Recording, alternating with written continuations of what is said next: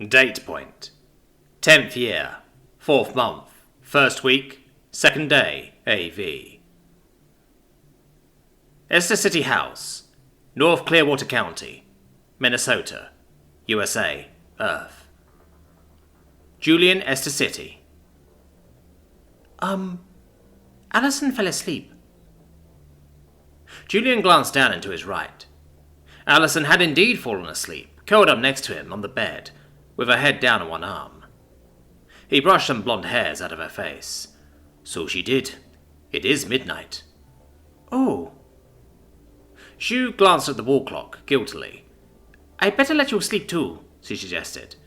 I guess. I mean, you don't have to, Julian told her. They spent 8 hours together just hanging out, sitting and lounging around on the bed, discussing everything from current world politics to all the Disney movies that had been released in their absence. There was an elephant in the room that hadn't been touched on at all, but at the same time, not touching on it had seemed right, somehow. Yeah. She began to scoot off the bed, then paused and turned back. Thank you. For what? For not freaking out. Julian chuckled quietly and looked back down at Allison.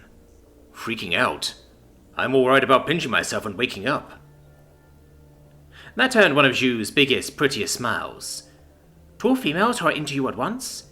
Every male's fantasy? Julian diplomatically ignored the unconsciously Gowian way she'd phrased herself and kept playing with Allison's hair, acutely aware that there was honestly a yes in there, but there was something more important underneath. He shook his head. Not that, he said. Are you sure? I can see your ears going pink, she teased. He laughed, but it faded quickly, and he stopped playing with Allison's hair and took a thoughtful breath. I don't want to wake up and find I'm still on nightmare, he said. All alone. He swallowed and fidgeted into a more traditional cross-legged position, feeling suddenly vulnerable, and tried to turn it into a weak joke. Kinda suck, wouldn't it? Zhu's smile had faded a little, but she nodded understanding. She opened her mouth to say something, then a thought seemed to occur to her, and she darted forward to give him a stinging pinch on his forearm. He clutched at the spot reflexively and blinked at her. Still here? She asked. He paused, then shut his eyes and nodded, grinning. Yeah, still here. She offered him her arm. My turn. Rather than pinching it, he took her hand and studied the 3 ragged scar lines that ran from her elbow to her wrist, and up the back of her hand to the knuckle. Human teeth were scalpel sharp, would have cut cleanly if they had sliced across her arm rather than raking along it. As it was, the marks were there to stay. She hesitated and bit her lip. Please, don't. He let go of her hand again. Sorry. It's okay, I just don't like them. Julian looked at her arm again. If it helps, he replied. I like them. Zhu studied her scars as if wondering whether they were looking at the same things. How can you like them? She asked. If you didn't have them, we'd never have met. I don't, she frowned. What? Well, think about it. You only have them because you survived getting them. And here you are. If you never got those, who knows where you'd be? Zhu swallowed and looked at her arm, as if seeing the marks there in a slightly new light. So, yeah, I like 'em, Julian finished. 'Cause you're here. My God, Julian. They both jumped as Allison chimed in. That was fucking romantic. Well, I mean, Julian cleared his throat awkwardly and never made it as far as a coherent thought. Sorry, Zhu apologized. It's okay. Allison sat up and thrust an arm up into the air, stretching. Just don't kiss him, Zhu nodded, looking a touch crestfallen. I know. Allison laughed a little and gave her a hug. Actually, I'm warming up to the idea. You are? You are? If you both want to, Allison nodded. Yeah, though, maybe get my permission first. I don't think I'm ready for... Not yet. Smaller steps, Julian agreed. He looked at Zhu, though he was pretty sure the moment was wrong. Zhu backed off the bed and perched on the edge. Not right now, she said. Yeah, not yet, Julian agreed. Zhu stood up and aimed a thumb over her shoulder towards the other bedroom. I'd better and let you... You sure? Alison asked. It's a big bed and he's warm. Zhu shook her head. I need some time to think, she said. It's okay. It was Alison's turn to seem disappointed. Okay. Sweet dreams, babe. Once he'd heard both doors click shut, Julian stood, pulled his shirt off over his head, threw it into the laundry hamper and turned out the light. Near-pitch darkness marched straight into the room and set up shop like it had never really left. He undid his belt, let his jeans fall to the ground and climbed into bed. Beside him, Alison finished squirming out of her own clothes as she snuggled up to him. You okay? She asked. You're warming to the idea?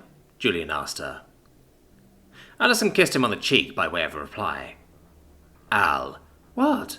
I said it and I meant it, if that's what you want. This is starting to sound like you want, I don't know, like some kind of a poly thing. Maybe. Maybe? She kissed him in the dark. What do you want? Be real, baby. What would you like? Lots of different bits of me are all saying both of you, and for all kinds of different reasons, Julian told her honestly. But? I'm kinda scared there'd be a loser if you went that way. Like, one of us would wind up being the spare wheel. I don't want that to happen to any of us, you, me, or her. His night vision was coming in, and he could just make out how Alison rested the side of her head in her hand, and thought about what he'd said. God, that'd really hurt her, yeah. How would we avoid that? We'd be real, Alison said. That's the key to any good relationship. True. Right. So why should that change just because we be free and not two? She pointed out. One-on-one relationships can have a loser too. You really want to do this, don't you? Julian asked. Alison put her head back down on his shoulder. I don't know why exactly, but I do, she agreed. I don't want to spend my life stuck in other people's comfort zones. Yeah, if we do this, maybe one of us gets hurt. And it won't be Zhu. I won't do that to her. But? Julian asked. She nuzzled into his shoulder. So maybe we get hurt. I've been hurt before, and I don't think it's so bad next to never trying. So, are we going for it? I want to, she said simply. Do you? Yes. Then it's up to Zhu. Alison kissed him again, then rolled over. Be the big spoon? Julian smiled to himself and cuddled up beside her, infiltrating his arm over her waist. Yes, ma'am. She issued the hugest, most content sigh, and wriggled back into him. I love you. What? No good boy? She nodded sleepily. They mean the same thing, dummy. He smiled, kissed her just below her ear, then put his head down and let her fall asleep. I know. Date point. 10th year, 4th month, 1st week, 2nd day, AV. London, England, Earth. Regari. Any being who travelled from planet to planet needed to get used to sleeping according to what their body demanded, rather than according to the local diurnal rhythm. When travelling from Gao to Gorai could mean landing at a completely different time of day, and in a day-night cycle that was nearly a third longer. It never paid to try and adjust to local time, unless you're intent on staying for a while. The difference was even more pronounced on Earth, with its too-short day. Hence why Regari was awake at 5 a.m. The other three weren't. Warhorse and Baseball, in true Deathworlder fashion, seemed to have learned a skill that Regari wouldn't have thought possible, in being able to just sleep, wherever and whenever they were, for as long as they needed. What was even more impressive was that Regari knew that, should he make the smallest noise of alarm or distress, both men would be awake and alert immediately. They seemed to have discovered a quirk in Ima, meanwhile. After their nightly ritual shampooing, rinsing, conditioning, rinsing again, and then blow-drying, she went completely berserk. The moment the blow-dryer was turned off and she was able to escape the ordeal of being bathed, she would flit restlessly around the room, cleaning up every object that was even microscopically out of place, flipping TV channels, asking questions about every subject that crossed her mind, and even on one occasion pouncing from the bed onto Warhorse's shoulders, and imitating a human cry of, "Giddy up!" After about an hour of this, she would quite suddenly crash and sleep, until somebody woke her. This had left Regari to occupy himself for several hours and nights every night. And so he had discovered the internet. Data networks were easy. Every species had one, and each was a reflection of the minds of its creators. Which, when the minds in question were human, meant that the internet was anything but easy. Being almost completely illiterate in English only complicated matters. Still, after some trial and error, Regari had eventually managed to navigate the prickly, shibboleth maze of in-jokes, references and running gags, some of the more enduring of which were as old as Warhorse. Beyond them was an opportunity. Regari was an older and much wiser male than he'd been in the days when he had first criticised his fathers for cozying up to the Dominion.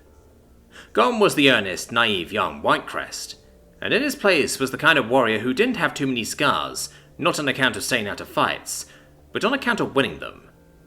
And for all that he was a skilled agent of conflict in the real world, when it came to data and intelligence, Regari knew he was among the rarefied stratum of the very, very best.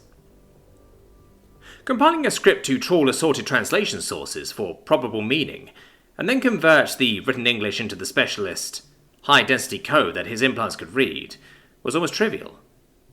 English may have been a context-heavy and intricate language, but the courtier had excelled themselves when they had created the universal communication medium that was the intermediary through which all translation took place. It was believed to be capable of communicating every possible nuance of meaning, including detailed descriptions of sensory experiences in senses that no known species possessed or could conceive of. Still, the word fuck gave it trouble. Perhaps due to their own bias towards orderly and logical systems, the courtier had never considered that an innocuous monosyllable could carry such a titanic freight of varied meaning. It wasn't that the word specifically had a nebulous meaning, but that the formal meaning, so to speak, was just the root of the most hideously tangled snarl of colloquialism that Regari had ever heard of.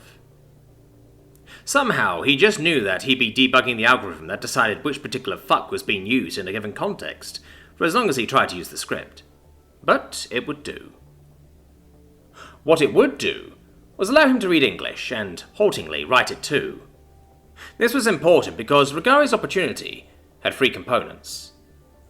The first was simple intelligence gathering. Not that he would gain anything classified or sensitive this way, but that didn't matter.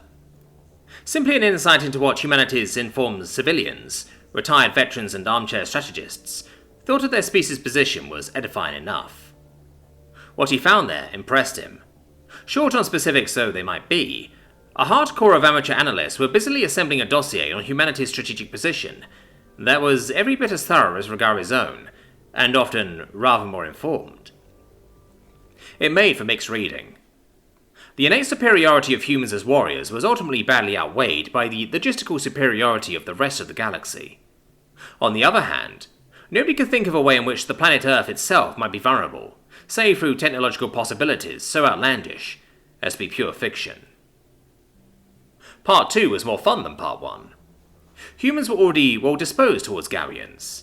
Annoying instincts, vis-a-vis dogs and cute fluffy animals aside, Sister Shu was substantially better known to the internet than she probably suspected. Adopting and protecting her had done Gao an enormous favour there. So Part 2 was further cementing that relationship, which led to Part 3, Mischief.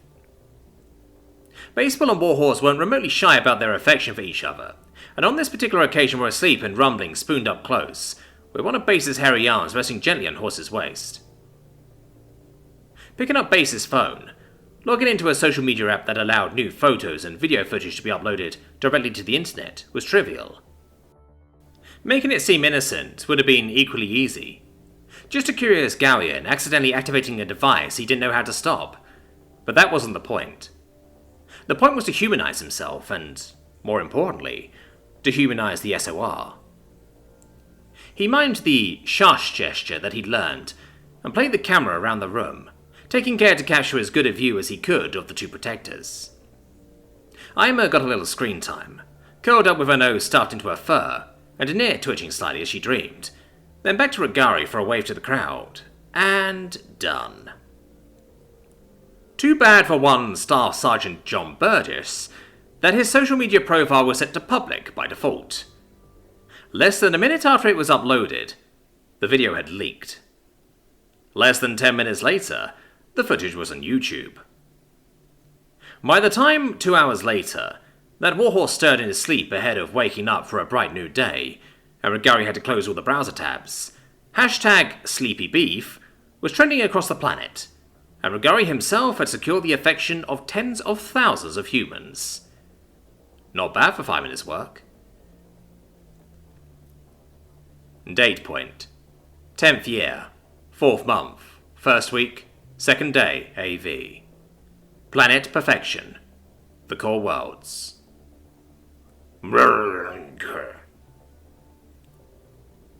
I have a bounty to claim. The creature manning the desk was a Munshroom, and a long way from home. The acid etching on the brow plate of his chitinous head made it clear that this particular one had been exiled for some unspecified crime, and somewhere in his travels some misadventure had costed a limb. Rather than going for cybernetic prosthesis, the creature had opted to receive cloned, or possibly donor, organic transplants instead. The replacements were slightly paler shades of mottled dark verdigris. The wanted person border on the left, it said, communicating clear impatience and disinterest. Whether or not its misadventures had robbed it of a sense of manners, or whether all Mushroom were like that, Murunker couldn't guess. She'd never met a Murunshroom before. It isn't a person. A bounty on something that is not a person. It put the tablet it had been reading down, and its vestigial wings buzzed briefly, signaling clear and naked derision. Please, do regale me, O brave explorer. Which fabled lost planet have you uncovered? A Deathworld full of sapient trees? A city built entirely of platinum? Muraki Station? Yes. It buzzed again. Some subtle shift of pitch and frequency that was inaudible to Krumpl's ears was enough to communicate the difference between derision and confusion. What? I have found Muraki Station. Muraka willed her translator to broadcast sincerity and irritation in equal measure. The Murderer tilted his head, studying her skeptically, but with no small sign of cautious avarice. Muraka could hardly blame it for that. Given the size of the finder's fee on Muraki, even the small percentage that bounty officers took from each contract would translate to a healthy lump sum in any currency. Prove it. What kind of fool do you think I am? Muraka asked it. Open the transaction and log my report. Then I prove it. With an air that suggested it would have preferred to be grumbling aloud, it did so. Muraka promptly uploaded her identity information, and the sensor readings she had discreetly copied from Negotiable Curiosity's memory. The Mushroom studied the proof in front of it, for nearly a full 2 re. It pays to be skeptical in my line of work, it declared, and opened a few tools and programs that, within the protected environment of the transaction, dissected her file in search of evidence of forgery. But I can find no evidence that this is a fake. Muraki is a myth. No serious being believes it did anything other than explode. And the size of the reward, I can only just afford to pay out. You sound very much like the last 3 bounty officers I went to, Muraka told it. All of them have missed the opportunity of earning, by my estimation, 44 Dominion development credits. Its vestigial wings frummed as it thought long and hard. Then, very slowly and carefully, it poked its pincer to the large blue accept button. A notification in Muraka's field of vision informed her that she was now many hundreds of times wealthier. It was an absurd sum, enough to buy a fleet of ships the size of Negotiable Curiosity. There was no use, or any real point in trying to conceal her delight, so instead she reared up to her full height, thrust her forepaws into the air, and cooed a long and loud trill of Krumble triumph. Then she dropped back to all fours.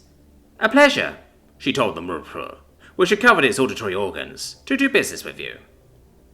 If I come to regret it, I swear by the etchings of my kin that I will spend the last of my funds on somehow finding the human disaster himself, and hiring him to come after you, it replied.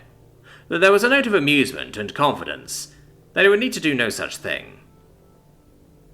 Fighting to preserve a semblance of dignity, she exchanged gestures of respect with the old creature, shuffled around and ambled out to the bounty office, fantasizing about being able to finally get out from under Bedu's skinny thumb, of not having to spend an attosecond longer tolerating Husvik, of being able to return to Krumbury, getting good with one of the great houses, maybe even become a matriarch herself. She effectively died mid-stride. Nobody noticed. At most, if they were paying attention, they would have seen a slight stumble and the way she stopped, took her bearings and kept walking. To an outside observer, there was no hint at all that anything was seriously amiss. On the inside, Eleven took stock of the situation and set about her mission. Date point: 10th year, 4th month, 1st week, 2nd day AV. Esther City House, North Clearwater County, Minnesota, USA, Earth. Zhu Chang. The vendors on Itrian Station are selling gluten-free tigers. Buy 2 and get a 3rd free. It sounds like a healthy option, so Zhu buys free and wanders away to watch the spaceship's docking. Toss. One of the docking ships smiles at her. Its face splits like pavement cracking, and what it produces is less a smile than a hungry rictus. She throws at a tiger, which it snatches down like a shark snatching a passing fish. Turn. Freaked out, she turns away and runs off between the trees. Knee-deep snow and needle burrows slow her down, and behind her she knows beyond doubt that death is gaining. Despairing of escape, she turns at bay and raises her hands to fight, unsheathing her claws and baring her teeth. If she's about to die, she's going to die like a Gowian. Night and oblivion sweep down upon her, and she woke up, flailed and thrashed at the blankets for a second, cast wildly about the unfamiliar room, and the dream is still real. A courtier's face sneers at her in the dark, as she scrambles across the bed away from it, fighting for room, only to fall off the other side and hit her head on the wall. Clarity returned. The courtier turned out to be a framed picture on the wall, or something similar. Twisted up in the sheets as she was, it took her some effort and quite a lot of soft swearing to eventually struggle to her feet and, rubbing the sore spot on the back of her head, inspect the picture. Derek and the dominoes? She sighed and sank onto the bed, resisting the urge to yank on her own hair to chastise herself. That way lay a degenerating spiral of self-loathing that she'd been caught in far too many times over the years. Instead, she crossed her legs under herself, wriggled her spine straight, and settled into a ritual that had got her through so many dark days. Metta, also known as loving-kindness meditation, was directed first at herself to build up a positive frame of mind, and from that foundation she could project the same energies towards her friends and her loved ones. Nowadays, she had a long list of loved ones. That was worth remembering. It helped her love herself and forgive herself for the nightmares and intrusive ideas. By the time she finished, the overcast sky outside her borrowed window had a blue-grey cast to it that hinted at imminent dawn. She threw on a t-shirt as she listened to the house and decided that nobody was awake yet. Time to fix breakfast. She had nearly finished mixing the crepe batter when Julian emerged from his and Allison's room and plunged straight into the bathroom. He wasn't in there long.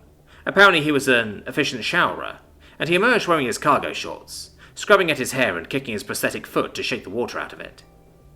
Hey, you. She beamed at him. Hey. You're in a good mood this morning, he observed. Whatever that squid of delight was, it woke me up.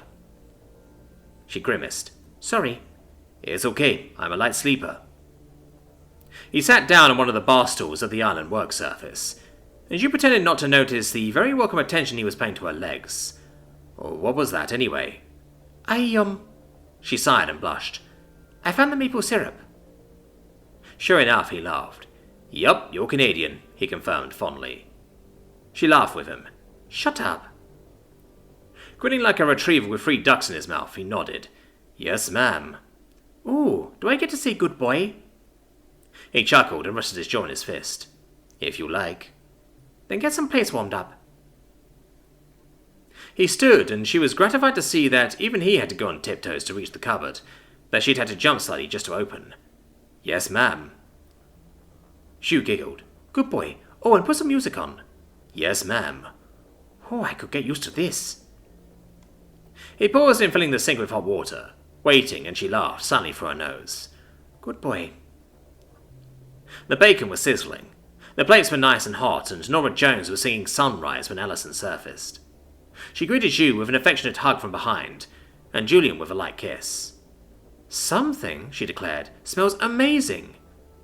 Breakfast crepes, Zhu explained. Ooh, what's in them? Alison backed off as Zhu aimed a playful slap at her hand. Sit down and you'll find out. Alison raised an eyebrow at Julian, who just shrugged. Yes, ma'am, she said. Zhu produced her cheekiest smile. Good girl. Alison pantomimed shock. Her jaw dropped, but the rest of her face was thoroughly amused. She sat next to Julian. Okay, that's actually kind of fun, she conceded to him. Isn't it? He agreed.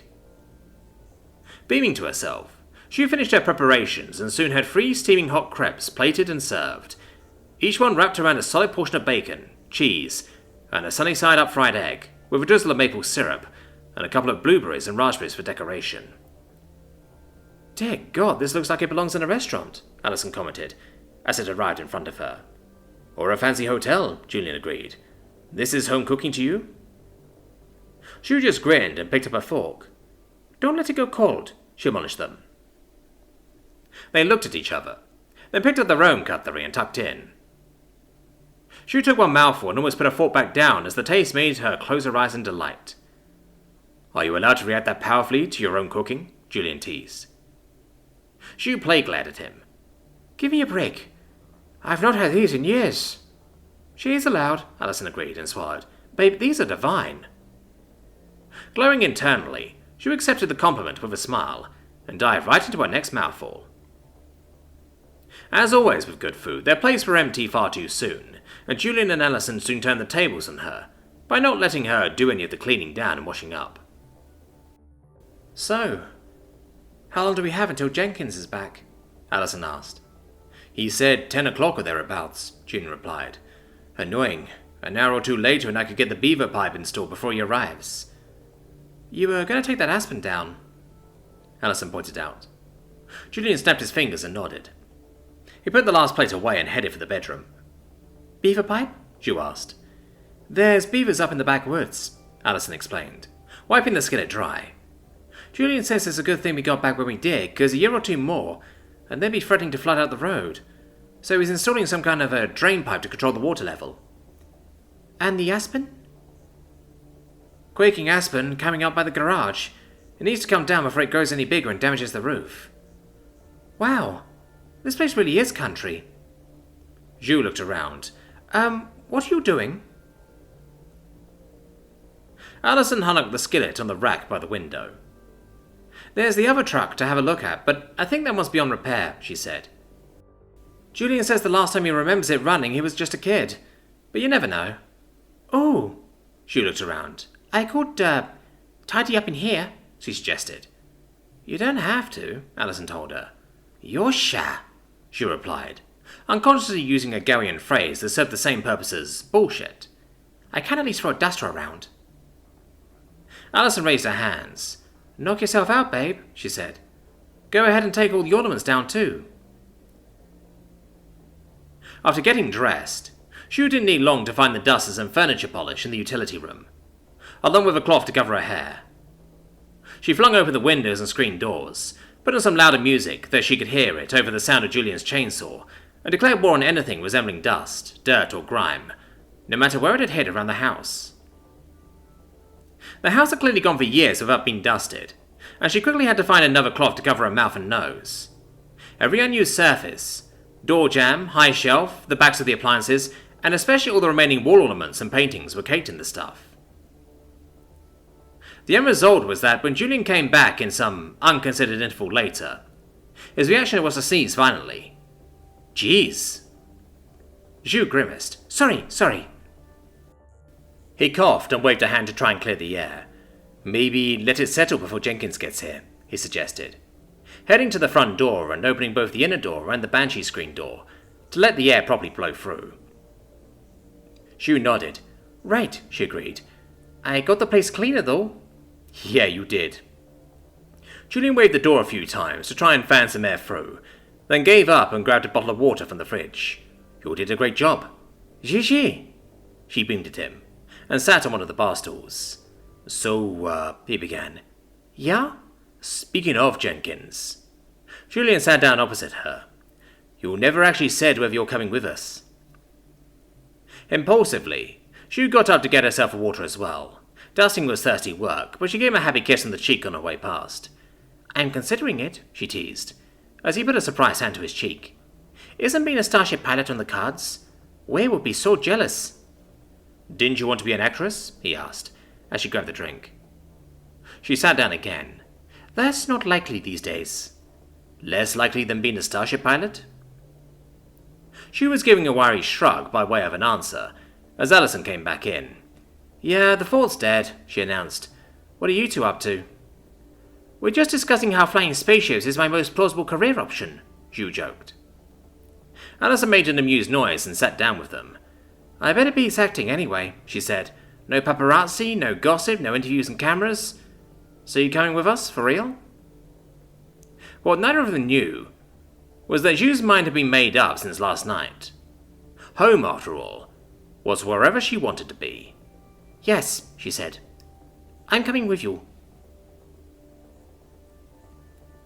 Date point. 10th year, 4th month, 1st week, 2nd day, AV. Military transport plane.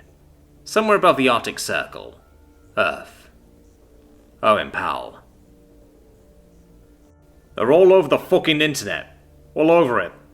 Here I was thinking your objective in coming here was to prove you're a reliable and trustworthy sort and build a foundation for alliance and that. And then you go and violate the privacy of two of my lads?"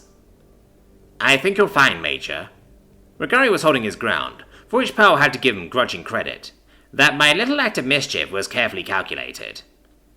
"Careful? Oh aye, alright, let's fucking hear it. Come on." Powell produced his best ferocious glare, which, to his consternation, seemed to have no effect on Regari at all. Regari smoothed down a loose tuft of fur. Thanks to his nightly bathing at Ares' thorough hands, his fur was glossy, light, and refusing to behave itself. "Have you been following your own unit's reputation on social media, Major?" he asked lightly. "I've been too busy with actually running the unit, mate," Powell said. "You should. Prior to our arrival, the SOAR was..." Regari paused, selecting his words carefully. "The subject of some concern. Accusations of inhumane and unethical surgery, concerns of genetic manipulation, rumors that they're the product of a courty research program. The propaganda footage you put out of the action on Capital Station has only fueled the concern." "Not a one of us is stronger than a human can get naturally," Powell said. "Not even Ares." "As you say," Regari duck nodded, "but your species tend to underestimate yourselves, Major. I think most of you don't believe that Earth really is a death world. Many on the internet are saying that everything that has happened in the last 10 Earth years has been an enormous hoax." Major Jackson made a pained noise. "Oh, those fuckwits," she groaned. "Human nature," Powell said. "Yeah, but I still can't wait for the day when I can punch people like that, consequence-free, like Buzz Aldrin did," she said. "But Regari's right, Powell. Your lads scare people just by existing. Didn't you hear about China complaining to the UN about the, quote, Western Super Soldier program?" "I must have been too busy being part of that program," Powell grumbled. "So what? You're saying we've got some public image to make up?" "You've got a fuck of a lot of public image to make up," Riley said. "Or did you forget that's my second job? I've not been hanging around with you and the lads just for your charming company. I'm on duty here." "And how exactly does shooting footage of my two youngest and least experienced men in a state of undress and uploading it to the internet help our public image?" Powell said. "It makes them more relatable," Regari explained.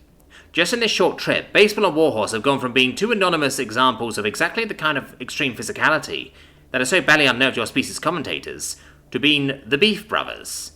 Now people are saying they sleep just like everyone else." "My lads aren't that scary," Powell said dismissively. "Huh?" Jackson smiled incredulously at him. "Hell yes they are. If I didn't know them so well, they'd scare the crap out of me. You too." Powell blinked at her, surprised. "Really?"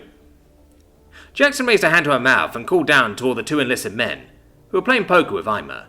"Hey, Warhorse?" His head snapped round. "Ma'am?" "How big do you reckon you'd be if you stayed PJ instead of going SOAR?" Ares thought about it. "About 5'8", 200 or 225 pounds?" "How big are you now?" she asked. "Much bigger than that, ma'am." His trademark dopey grin put in an appearance. Jackson nodded to him and lowered her voice. Between you and me, that boy's a freak, she said. A cute, goofy, and lovable freak with about the best service ethic I ever saw, but a freak nonetheless. But overnight he's gone from being a freak in the public eye to having fans. Fans who don't even know him for the great guy he is, who don't have a reason to see past the muscles. Powell directed a calculating frown at his young charge, and said nothing. That sounds like quite a public relations coup, Regari noted.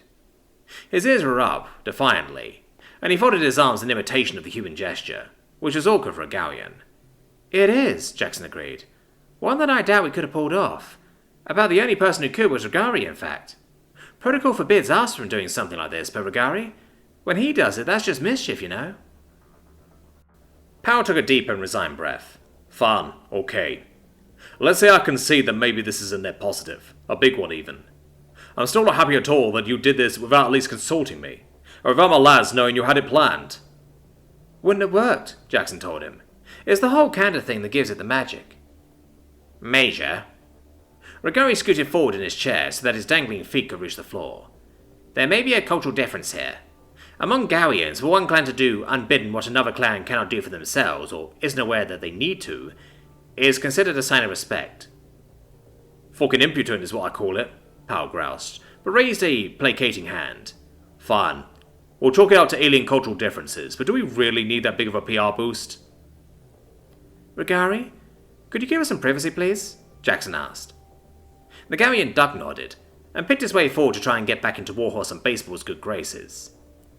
She turned to Powell. Yes, you do. He raised an eyebrow. We're doing a job out there, a fucking important one. You know what's at stake. I couldn't care less what some pimply internet social justice warrior has to say. They know fucking nothing, and they're better off that way. I don't think you know what's at stake, she replied. Pal, bad PR has killed units stone dead in the past. These social justice warriors are voters. And while you're folding your arms with them and keeping Sturm, they're gossiping and speculating and hurting your image so bad, the young men are going to shy away from you because their mum has warned them about genetic engineering or whatever. That bad? He asked. Jackson nodded sadly. Hashtag BPros is about the best thing that could have happened to your unit, pal. Without it, it was only a matter of time before some congressman started making nasty noises about you, or some firebrand talk show host did his bit and skewered your reputation. He pointed an arm towards the rear of the aircraft. There's fucking extinction knocking on the door out there. And you're telling me our strategy for fighting it exists at the whim of the kind of blithering wankers who couldn't tip water out of a helmet with the instructions written on the top? That's about right. Jesus fucking Christ. He rubbed a finger despairingly across the top of his nose, between his eyebrows. If that's the shape of it, then we're doomed. And rightly bloody so. We can't build our survival on a foundation that dodgy. She reached out and put a sympathetic hand on his shoulder. Owen, trust me on this. That's not a fight any of us are going to win. The only option is to play the game and play it well. He lowered his hand and glanced guiltily towards the unprotectors. What happens to the lads if we don't play it well? He asked quietly. She squeezed his shoulder. Trust me, and trust Regari, and you'll never have to find out, she promised. Day point. 10th year. 4th month. First week. 2nd day, AV. Byron Group Headquarters. Omaha, Nebraska, USA, Earth. Moses Byron. Rachel was extremely good at her job. She knew exactly which calls to forward to Moses when he was in a meeting, and he knew it. So, when his desk phone rang in the middle of a meeting, he had no problems at all in putting his guest on hold for a few minutes. Ah, please excuse me, gentlemen. Go ahead, Rachel. Mr. Jenkins is on the line, sir. Nice, I'll take it, thank you. There was a click and a change in audio quality that said the call was through. Kevin, still in Minnesota? On my way back, boss man, and EV-11 is fully crewed. 3 Stellar Explorers as requested. You even got Chang? She talked herself into it, Jenkins replied. I'll give you my full impression when I'm back in the office tomorrow. Figured you'd like to know, so you can start the ball rolling. You figured right, Moses agreed. See you tomorrow. He stabbed a button on the phone to go back through to Rachel. Rachel, tell Erickson we're good to go in 11, please. Yes, Mr. Byron. Thanks, Rachel. He clapped his hands and rubbed them happily, then turned back to his guests. Please forgive the interruption, he said. As you were saying. Date point. 10th year. 4th month. 1st week. 2nd day. AV. Finchley. London. England. Earth. Ava Rios. Simon Harvey chose about the worst time to call Ava's phone. She had a basket of wet laundry held awkwardly on one hip, and was trying to hang it up with her spare hand, and the phone was on her basket-holding hip pocket. She just about managed to fumble it out in time to answer, somehow.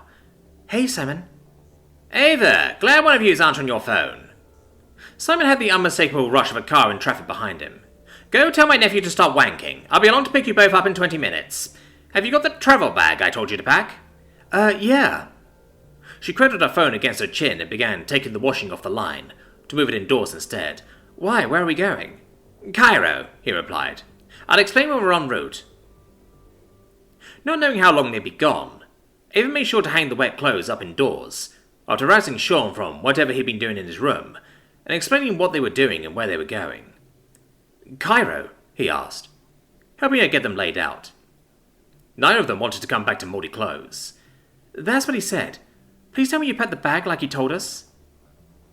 Sean gave her a mildly offended look. I did it first thing, he told her. Right. Laundry cleared away. They did a quick tour of the house, turning off the water, gas and electricity, checking the doors and windows were all locked, taking photos of each room in case they got back to find the place burgled, and were outside, locked up, and had their bags and equipment in hand when Simon rolled up in one of London's rentable self-driving cars. They piled in, buckled up, and he ordered it to Heathrow Airport. So, Cairo, Simon began, getting straight to business. There was some kind of a gun battle down there last night, and lots of people reported a sonic boom. All by itself, that's unusual, but the very interesting part, he opened his tablet and showed them Twitter, is that the locals are calling it a UFO. Ava and Sean glanced at each other. Is that enough to go on? Sean asked. Simon shrugged. If nothing else, we can get a story out of the shootout. Something happened down there, and there's a story in it, even if it's not Ava's big conspiracy, he said. But the skeptics really are at a loss for what else to call it, and nobody in the Egyptian government has said a word yet. Ava took a deep breath. This was a world away from shooting photos of the crowd during a visit by extraterrestrial dignitaries. Cairo, huh? I always wanted to see the pyramids. Work first, tourism later, Simon told her, but he was smiling. I'm trusting you both on this one. Maybe if this goes smoothly, we'll be ready to move on with chasing your conspiracy, Ava. But for now I have two inexperienced young journalists in my care. You appreciate how big the favour I'm doing for you is? Yes, Simon, Ava said. Sean just nodded. Right. Simon swiped to a different app on his tablet. Here's what I have so far. Date point. 10th year. 4th month. 1st week. 2nd day. AV. Cairo. Egypt. Earth. Master Sergeant Roy Vinther. You all packed? There was a round of nodding. Hotwash was done with. There really hadn't been much to report, the op had been aborted too quickly for them all to do more than confirm that the hierarchy had a ship on Earth, and that it was creating biodrones. Beyond that, there were precious few in the way of learning points. As far as Vinther could tell, the whole mission had gone by the numbers, and now they were packing up and moving on. Sergeant Walsh was the last in zipping his bag. Yup, where are we going? He asked. Back to Qantas, unless something comes up last minute. Walsh grimaced at him. Vinther, you ass, never say shit like that. You should know better. Now we... His phone pinged, and everyone in the room watched warily as he dug it out. Walsh's shoulders dropped as he read the message. There, you see what you did? He asked. You're shitting me, Vinther frowned. What the fuck's come up now? It's from the CIA station, Chief. Give me a... Walsh wandered down the room, reading what had been sent to him with a hand on his chin. Way to go, Vinther. Pavlopoulos congratulated him. Hangover, you look like you got time to spare. Why don't you go load the bags in the SUV? Vinther told him. Yes, Master Sergeant. Vinther let him grab a bag in each hand and go. Walsh? The so-called intel weenie looked up. Persons of interest coming our way, he said. They just got on a flight in London. Is this information just for our entertainment, or are we actually going to do something with it? Vinfer asked. Covert surveillance. Fuck that, we ain't equipped, Vinfer protested. Walsh scrolled down through whatever he was reading. Chief says they'll equip us. Well, that's a red flag, Coombs grunted. Company never shares their toys. Who are these POIs anyway? Vinfer asked. Walsh turned the phone around, showing him a photo of a stunning young woman with a heart-shaped face, wavy hair, and a slightly haunted, intense gaze. Ava Magdalena Rios, he said. San Diego survivor, adopted daughter of the chief of Simbrine Colonial Security, romantically involved with a member of the SOAR, and, crucially, a journalist. Working for our second POI. He swiped across onto the second page. Mr. Simon Harvey. Vinfer studied the slender, angular, and painfully English features of the passport photo at the top of the page. Who? He's a reporter. Been poking around in Jeddah, Karachi, and Guadalquivir.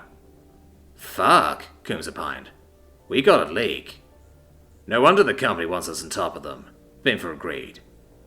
They're a step behind if they're only coming down here now, Walsh pointed out. Guess it's our job to keep it that way, Vinfer said. Anything else? Yeah, the chief sent a call to Simbrine asking for a couple of SOAR men. Courtesy, seeing as one of their guys is involved, you know. Great. So we're gonna have a couple of meat walls stomping around? Coombs said. Just great. Walsh shrugged. If it goes foobar, I could stand having Superman for backup. What's gonna go foobar is a couple of civilian journalists, Vinfer asked him warily, acutely aware that all missions got complicated, usually sooner rather than later. How wrong can it go? Coombs smacked a palm to his forehead. For fuck's sake, Vinfer. Take your superstitious ass and go tell Pavlo we need everything back in here, Vinfer retorted, grinning. Coombs chuckled and kicked his feet out to propel himself upright. Yes, Master Sergeant. Vinfer turned back to Walsh. Okay, he said. Let's plan this shit. Date point. 10th year, 4th month, 1st week, 2nd day AV. Allied Extrasolar Command, Scotch Creek, British Columbia, Canada. Owen Powell. Major, good timing. Powell always quietly gave thanks to whatever power might hear it, that his job didn't require him to get as large as some of his lads, who had to turn sideways to make it comfortably through most doors. Still, stepping into General Tremblay's office was an easy reminder that although Powell himself was easily the smallest EVE-mass qualified man in the SOAR, he was still sitting in territory nearly only achieved by dedicated bodybuilders. Next to him, even Tremblay, a brawny man whom age had only succeeded in hardening, managed to look small. Something important came up, I gather, sir, he replied. Tremblay gestured to the office chair opposite him. Two things did, Tremblay expanded as Powell sat down. He produced 2 briefings. Old habits died hard, and the General preferred paper hard copy, and slid the first over the desk. Last night, an STS element operating in Cairo got into a brief firefight with Hierarchy assets. They've confirmed the presence of a Hierarchy spaceship and biodroning operation on Earth.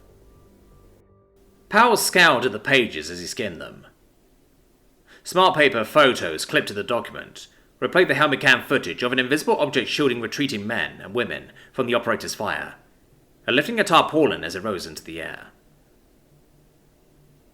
That doesn't make a whole lot of sense, he mused. If they could get a ship to us, why not call in the Hunters? Or just nuke us flat? Our best guess is that the ship was already here, and is neither a jump beacon nor a nanofactory, Tremblay explained. Anyway, that's for me to worry about. Where the SOAR comes in is that somehow an investigative journalist by the name of Simon Harvey got wind of this, and he's booked a flight to Cairo with his 2 assistants, his nephew Sean Harvey and Ava Rios, Powell finished. Her face was right at the top of the second page. Is there no escaping that fucking girl's orbit? That young woman is a bit of a rising star, Powell, Tremblay said. Newspaper front pages, magazine covers, the Byron Group's whole advertising campaign for some breeding development, and of course she's closely tied to 2 men who both know Deep Relic. Powell's first instinct was to emphatically defend Sergeant Ares and his father, but he owed it to the seriousness of the situation to think properly for a few seconds.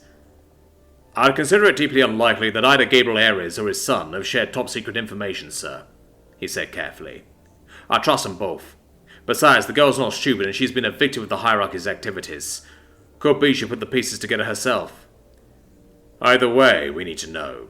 She's under covert surveillance, and the station chief requested that the source send a man or two, as a courtesy. Fur from Murray, Powell agreed promptly. Tremblay nodded. Rationale?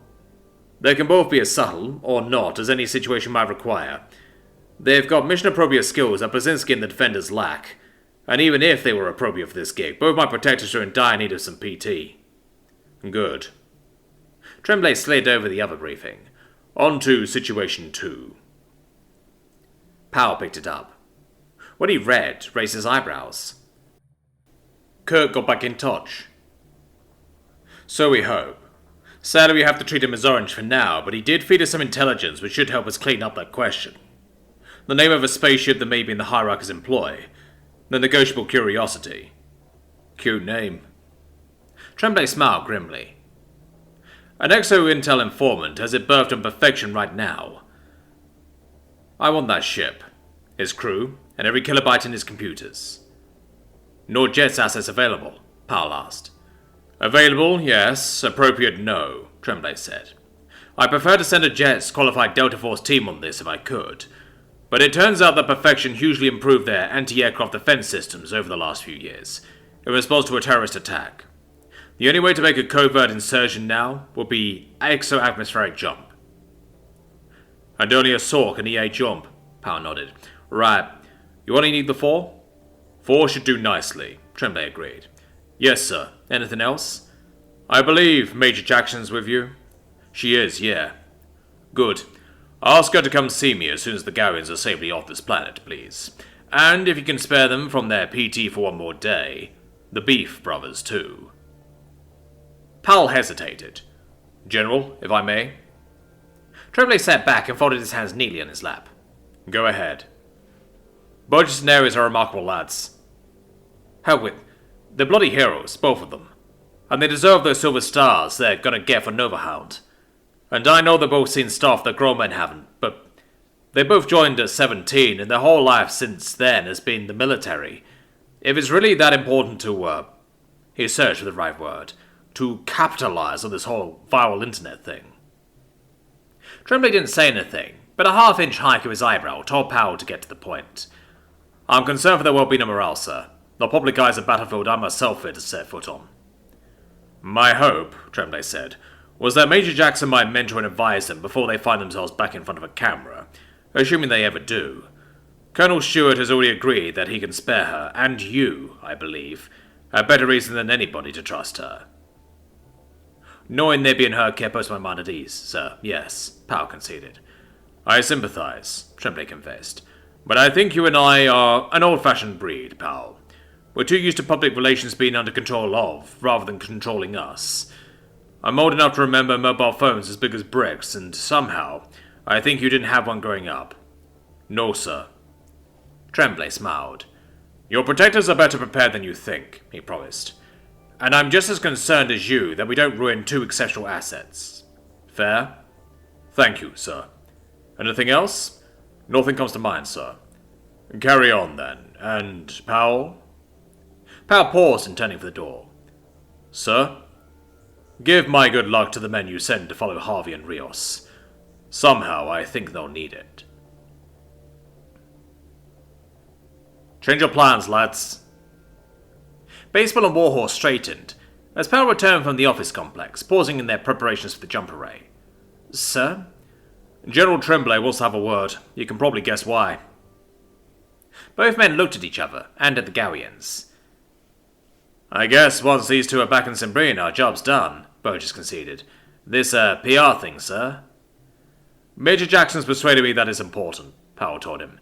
I defer to her superior knowledge in these matters, seeing as she's been in the public eye a long time now. Yes, sir. Get your charges home safe, Powell said.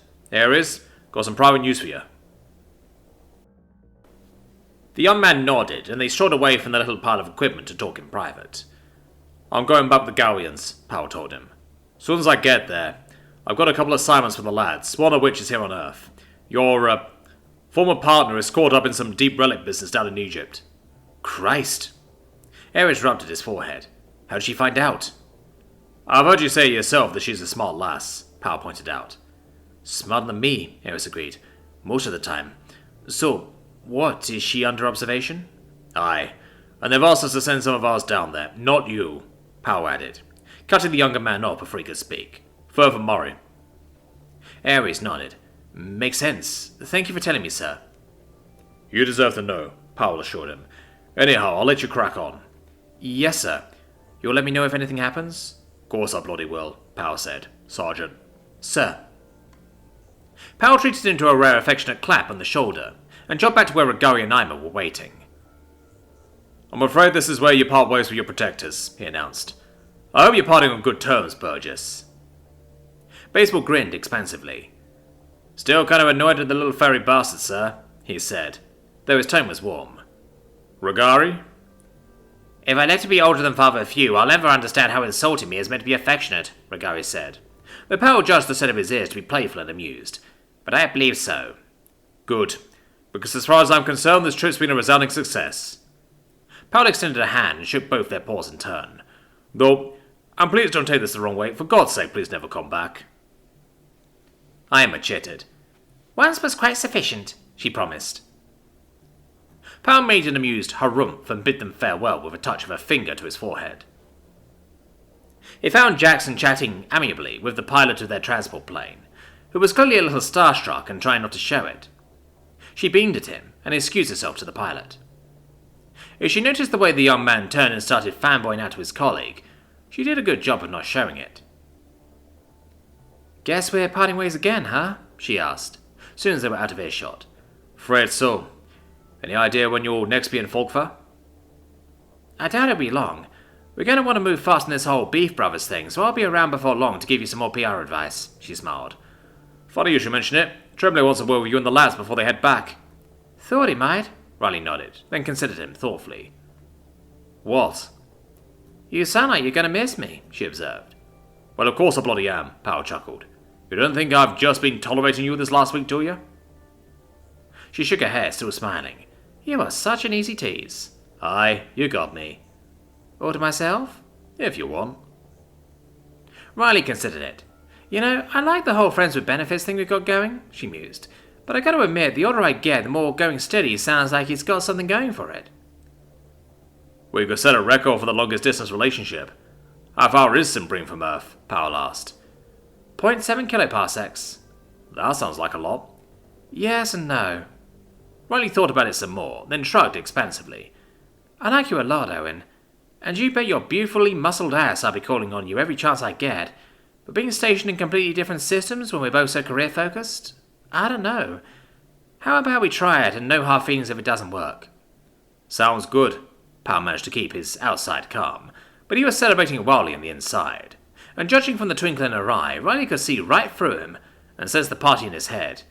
Alright, it's a deal, you emotional volcano, you, she agreed, and then prodded him playfully in the shoulder. But you need to find yourself a friend for when I'm not around. Get yourself a dog or something. A dog? That's no substitute, come on, Powell laughed. No, I can be kind of a bitch in the mornings, Riley chuckled with him. But yeah, get yourself the biggest, goofiest, smartest dog you can find. A dog worthy of the saw, the lads will love him. We could do with a mascot, I suppose, Powell mused. Good. I look forward to meeting him.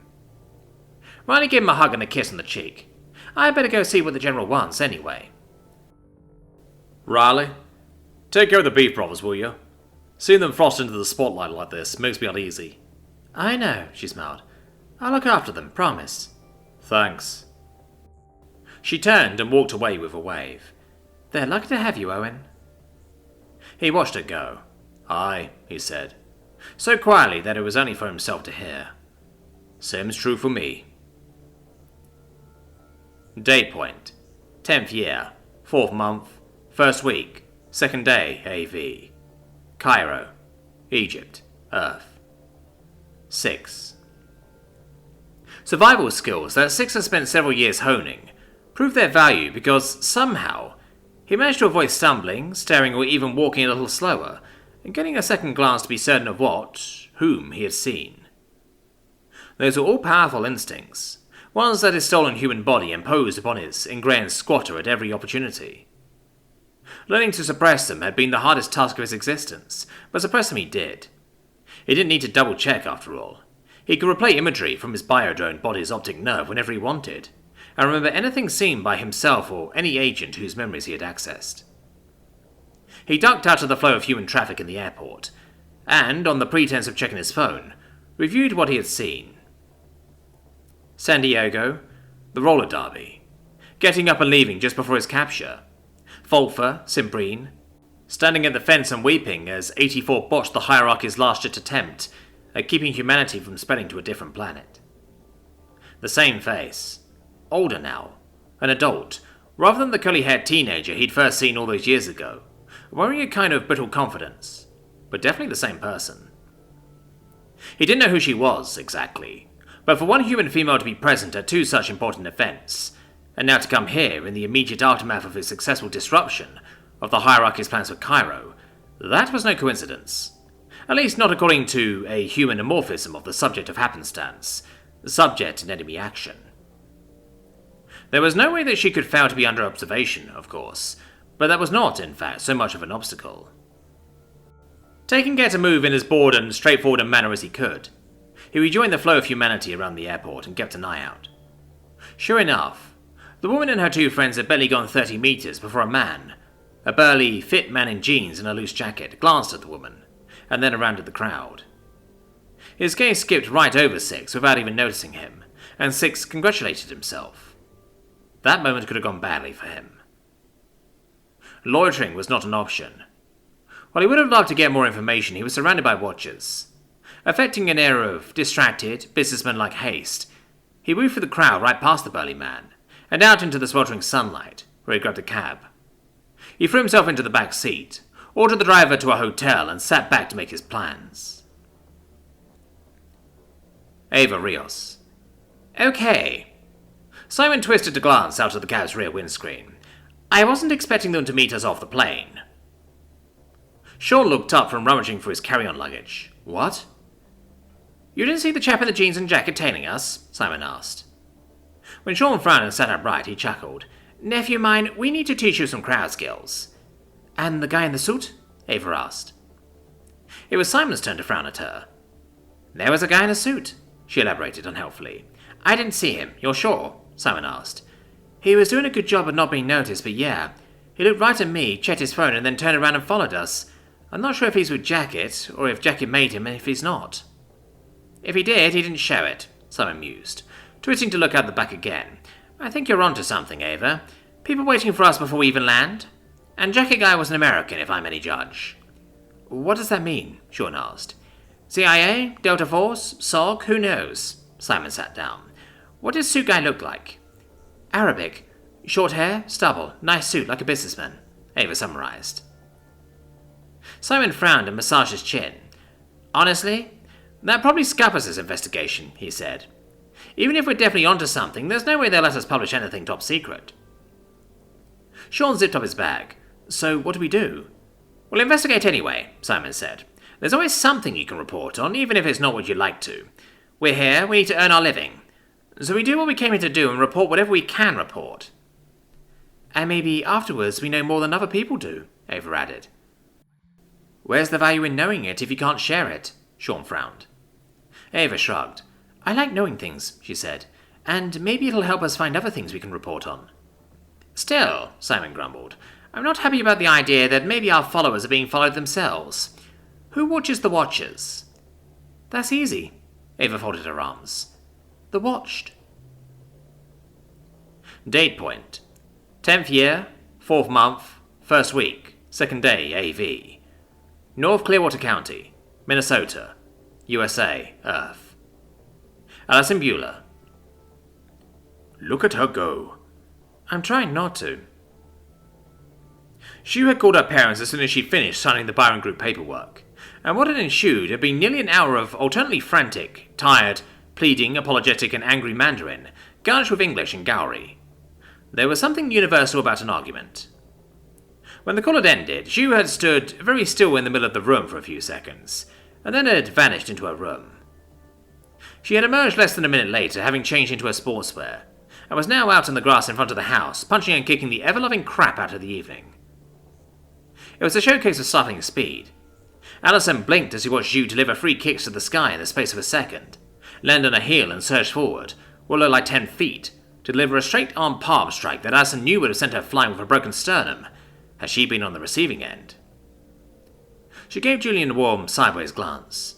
"You're allowed to," she said. Geez, I'm no slouch in a fight, but the most I ever had to fight was exocritters and ETs, Julian mused. She kicked both our asses. Well, she kicked your ass, Allison teased. I would have a gun. Are you two going to have a dick measuring contest? Julian asked. Why, you want to watch? I've heard worse ideas. That drew a laugh out of Allison. Fine, Mr. Voyeur, watch your way. She shoved the screen door open, and the harsh noise it made, in addition to setting her teeth on edge, she really needed to take some WD-40 to it, snapping Zhu out of whatever headspace she'd gone to. The fierce engine of focused violence they'd been watching for the last few minutes vanished, and in her place was, well, Zhu, who took some errant hair back into place and smiled cautiously. Sorry, she said, completely unnecessarily. You are so Canadian, Allison teased her. You okay? I am, Zhu nodded. I don't blame Mama. She only just got her daughter back and here I am leaving again. Hey, don't get all melancholy on me. Allison gave her an affectionately tomboyish hair tussle. It didn't achieve much with Zhu's hair up, but it did generate the desired blush, and once Zhu had gripped her scalp defensively, a laugh. Sorry. So, Julian reckons you could kick both our asses, Allison added conversationally, as Zhu got her hair sorted out again. I could kick yours, Zhu agreed, getting her revenge as Allison produced her best mock-offended jaw drop. I bet you hit like a girl. I bet you shoot like one, Allison retorted. I should teach you sometime. You're first, Zhu told her. She shimmied her spine loose and settled into a solid, grounded stance. Come on. What? You going to teach me Kung Fu? No, you're going to learn Gun Fu. What's the difference? Zhu gave her a challenging look. Shut up and let your Shifu show you, she said. Allison glanced back at the house. Junior had leaned against the doorframe with his arms folded and a smile crawling up one side of his face as he watched. Yes, ma'am, she shrugged. Zhu beamed like she had just won the lottery. Good girl, she said. Now this is called a horse dance. Come on. Date point. 10th year, 4th month, 1st week, 3rd day, AV. Cairo, Egypt, Earth. Roy Vinther. Combat controllers all knew each other. It was a law of the universe. The corollary to that law was that any reunion between CCTs who hadn't seen each other for more than an hour or so was foul-mouthed enough to make the devil blush. Jesus fucking Christ, Walsh, by some fucking miracle you're actually looking good these days. Walsh stood up and shared an enormous hug with his massive sore counterpart. Fair for you, asshole, I wish I could say the same. Have you gained weight? Sure as shit I'm eating enough, Firth drawled. You fuck your sister yet? Always said I would if you didn't get there first. You still topping Blazinski? Motherfucker. There was a laugh, a complicated handshake, and a friendly tussle that ended with Firth heaving Walsh, a man who weighs somewhere north of 300 pounds, high into the air like a child and giving him a bear hug that must have been difficult to breathe around. You boys need some alone time? Vinther asked. Still chuckling, the two Air Force men broke it up. Technical Sergeant Firth, this here's Master Sergeant Vinther. Walsh introduced him. Exhibit B is Pavlopoulos, and over there is Coombs. This is Murray, Firth said, standing aside to reveal a man who was only marginally larger than Walsh. You don't talk much. Say hi, Murray. Murray raised a hand. There was nothing shy in his demeanour, or a sense of composure. Hi, Murray. 2 whole words. Means he likes you, Firth grinned. Good to have you. How much were you told? Vinther asked, getting down to business. Our buddy's ex-girlfriend is causing trouble again, Firth said. You're watching her and we're here to... You know, they never actually said. Help, Murray suggested. Well, yeah, help, but as I understand it, this here's a courtesy call, so you use us as you see fit. You don't exactly blend in, Pavlopoulos opined. Yeah, I'm more of the big dumb object, Firth agreed. Ain't that right, Murray? Vinther turned to where Murray was, only to discover that it was where Murray had been. The man himself had, apparently innocently, crossed the room without making a whisper of noise or drawing attention to himself, and was studying the map. He looked up and gave Firth an amicable nod. Murray might be sort of useful, Firth added. And if you want to break something, Murray added. Funny stringing together enough words for his Scottish accent to make himself known. That big bastard's no useless. Why do I get the impression coming from you that's high praise? Vinford deadpanned. Alright, cosigns. I'm barkeep, Pavlo's hangover, Coombs is bouncer, Walsh's drinking buddy. I assume you get the scheme. Guess I'll go with, Firth began, but Murray interrupted him. Lightweight, he said. Firth was probably a middle finger and a ripple of laughter sealed it. Alright, fine, the newly christened lightweight snorted. But just for that, and because you're not Irish, you get to be Guinness. Murray chuckled, but contrived to indicate with a smile and a motion of his head that he'd tolerate the handle. Vinford chuckled. Our POIs are King, that's Simon Harvey, Queen, Ava Rios, and Prince, Sean Harvey. And where are they now? Firth asked. Coombs glanced up from the camera he was monitoring, and indicated out the window. The room they commandeered had an excellent view of the hotel's lobby and front entrance. Pretty sure King and Queen both made me when they got off the plane, Coombs said. They checked into their rooms last night and that's about it. Guess they're planning their first move. No point in having us tell them, Firth said. She knows our faces and names. She does? Dude, she was our buddy's girlfriend. Movie nights, drinking nights, couple of parties. What happened exactly? Walsh asked. If we were to start calling Prince Jody instead? Say no more, Walsh scowled. The phone rang, and Pavlopoulos grabbed it with a perfunctory go ahead. A silent minute of attentive listening and no scribbling later, he was able to hang up. King's just made a couple of interesting phone calls, he said, handing his handwritten note to Walsh. He's got a friend in El Obo City and another in Zagazig. Walsh interrogated his tablet, comparing the information on it to Pavlo's note. Yeah, we know them. Dude in Zagazig's with Egypt Daily News, and the guy in El Obo's a blogger. Fancies himself a freelance reporter. We use him as a source ourselves. Reckon they're about to move. Coombs, stay here. Watch the lobby and the drone, Vinford ordered. Everybody gear up. The room was a blitz of quick, efficient activity, at the end of which a casual observer would never have guessed that each man was armed. They took the fire escape to the car park in the basement. Vinford and Pavlo took one, a nondescript Chevrolet Opta, and Walsh piled into their much less discreet SUV along with the two sawmen. Comms check, Vinford ordered. The team sounded off in quick order. Okay, bouncer? Think they're heading out the front door now. Drone's got a lock. Their drone was an MBG Flycatcher, a small UAV developed by the Byron Group that used cutting-edge forceful tech for both the flight services and the optics. Eschewing an aerodynamic fuselage, the drone flew by, flapping its forceful wings like a bird, while its physical fuselage was little more than a dull, mottled, matte silver-grey object, about the size and shape of a bulky laptop. Its forcefuls and the advanced power shortage systems that took up most of its physical volume allowed it to remain aloft day and night, especially in clear hot weather. They launched it on day one arriving in Cairo, and it never had to land it since. Now, its sophisticated force-filled optic systems were trained on a perfectly ordinary taxicab, one of thousands plying the city's streets, but given that it could reliably track thousands of different targets at once, there was no fear of losing the target. Guided by the feed Coombs was sending them over their tablets, the teams had no trouble at all in following it, navigating around snarls and traffic jams. El Oblur, Pavlo noted, as Vinford turned back onto the cab's tail of the Cairo Ring Road. The car was as generic as they came on Egyptian streets, but still, thanks to the drone, they could turn off its tail every so often, so as to throw off the appearance of being followed. Certainly, either the target didn't notice the tail, or else were unconcerned of it. What's El Oblur like? Firth asked over comms. Depends, Walsh opined. It's got some nice bits, but if the satellite footage is anything to go by, the neighbourhood of the number they called is a fucking dump.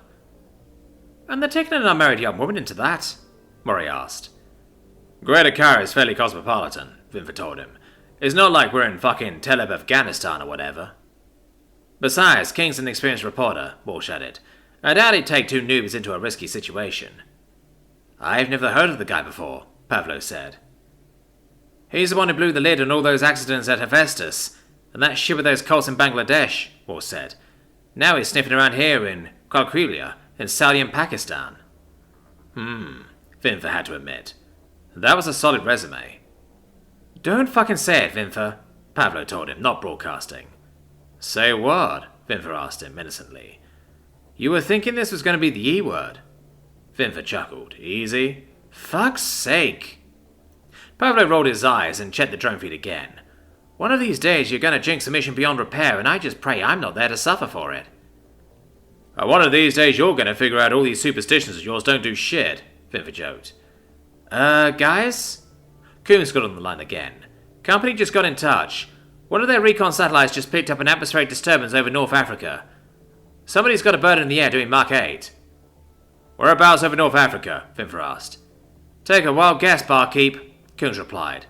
Sat already lost track of it, so all we know is our UFO's around here somewhere. Lost track of it? It's only the low altitude ones that can track this shit, barkeep, Coombs told him. And they move fast. That spy sat somewhere over Iceland by now. When do we get coverage back? 90 minutes or so? Vinfer glanced at Pavlo, who just raised an eyebrow at him. At length he cleared his throat. Don't say it. Say what? Pavlo asked innocently. Don't say I told you so. Pavlo produced a grim laugh and checked his tablet again. Yes, Master Sergeant. Date point. 10th year, 4th month, 1st week, 3rd day, AV. HMS Caledonia. High orbit over planet Perfection. McCall Worlds. Scott, Starfall, Blazinski. The problem with the Dominion's general-purpose shuttle was that it looked and flew like a Liebrig minus the actual Liebrig's luster and frisson of danger. It was just a silvery grey cuboid with a window at one end and a ramp at the other. It was also so large that it filled almost half of Caledonia's prep and flight deck. It was, after all, designed to be able to carry a Gungrag or two. Humans could rattle around inside it like lottery balls. Sykes in particular loathed it, and every time he laid eyes on it, he did the same thing. He sighed and asked, "When in the shit are we gonna get something human built?" "If it helps, you ain't gonna have to put up with it for long," Blazinski told him. "Or did you forget we're jumping out of it?" "You first, Starfall," Titan told him.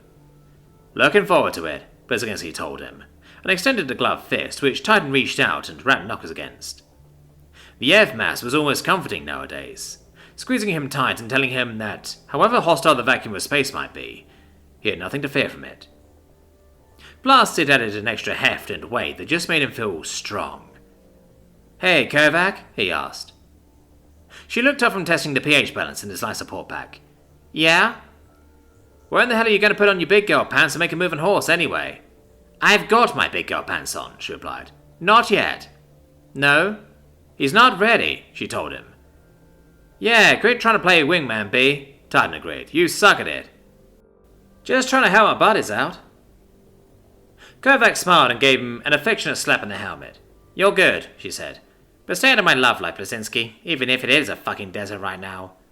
"Yes, Tech Sergeant." Blazinski smiled behind his mask. "I'm going to fly, right?" "Good to fall," she corrected him. "And you get to listen to music this time." "Fucking sweet." The team boxed fists, gave each other ringing clouts on the helmet, performed final equipment checks, and piled into the shuttle. Then it got boring.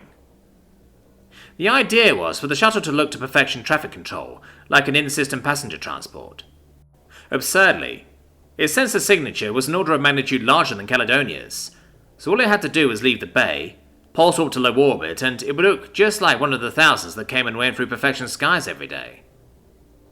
The F-mass, meanwhile, had a sensor profile so small that if perfection's anti-aircraft defenses detected anything, it looked like a tiny chunk of space debris doomed to burn up in re-entry. The bit in the middle, where the shuttle pulsed across 10 AUs of empty space, took hardly any time at all. Even at a paltry 1 kilolight, the journey was over in only 5 seconds. It was the sublight approach vector that was the slow bit. That involved sitting around for 20 minutes, joking and fidgeting and waiting. When the pilot called that they were about to swing through the first drop zone, there was palpable relief.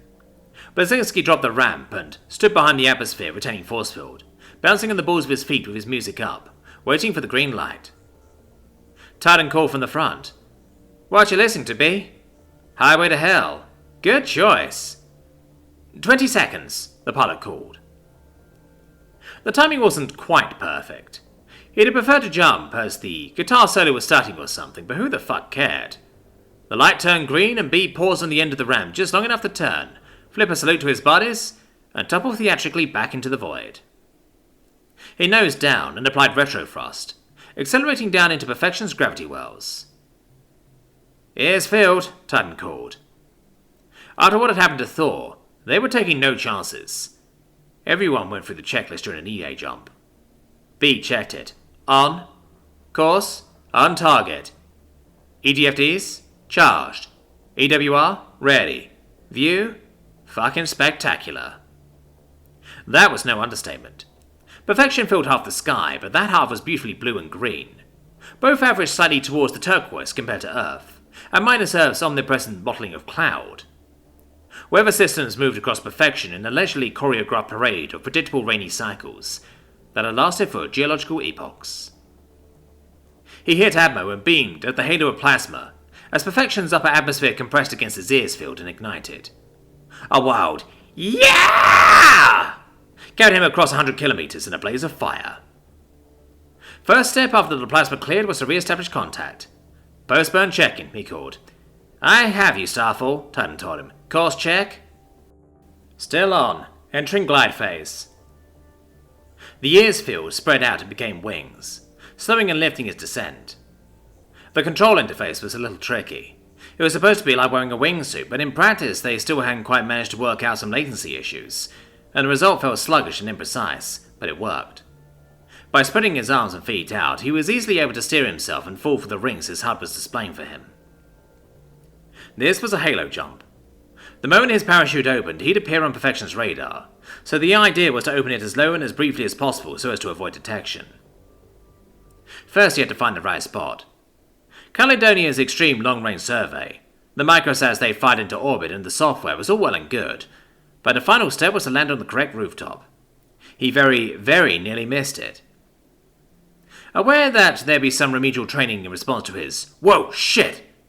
and the violent corrective maneuver he made at the very end of his long drop, he twisted for the air, corkscrewed past some high-rise apartments, no doubt giving the residents something to talk about, and ripped his chute at the last possible second, tensing his neck muscles to hold his head steady against the sudden snap of deceleration. He hit hard, rolled, skidded to a halt on the edge of the roof, and then threw himself desperately onto the chute before a stray wind current could pick it up and drag him off into open air. That done, he just had to lie still for a few seconds and giggle to himself. That, he told the sky, is never going to get old. He pulled the release of his chute harness, folded it and weighed it down under his equipment pack, and set him on the edge of the roof overlooking the target landing platform. Rebar, Starfall, EA jump complete, I'm in position. Clear copy, Starfall. What you got for us? Blazinski aimed his scope rifle down at the ship, and compared the alien writing on his nose to the intel on his tablet. Got a match. November Charlie is still on the pad. He ran the scope over the parked ship. Got, 2 Echo Tangos. One's a blue RAF, fat fucker, dead ringer for the ship's tech. And yep, there's the Corti. 2 out of 3. Intel said the pilot's a Quimbreur, Sykes pointed out. I don't see him. Either way, target's in sight. You're clear to jump. Thought you never ask, Titan commented. Blazinski used the time his buddies were jumping in to set up his spotter computer on his tripod, calibrate his gun's smart scope, and get the beacon going to guide Rebar, Titan a snapshot onto target. Some minutes later, the guys called in that they were through the burn phase and into glide. Their icons appeared on his tracker as the flight system synchronized and began to guide them in. Still no sign of that Quimbreur. I'll lay a stasis trap for her when we're down and the ship secured, Rebar called. Gotcha. And I have you in sight, he replied, tracking 3 tiny falling shapes in his HUD. You're... There was a croaking, rattling noise from behind him, which, when he frowned and turned towards it, turned out to be a couple of Vostok police officers aiming guns at him. Starfall, Rebar, I didn't copy your last. Local law enforcement, you good to finish the drop? We're good. Don't hurt him, B. Wasn't planning on it, Blazinski sent, and stood up. Bar weeb grana weeb negron? The Vostok rattled his percussive language at him again, and he finally remembered the translator clipped to his molly. He turned it on.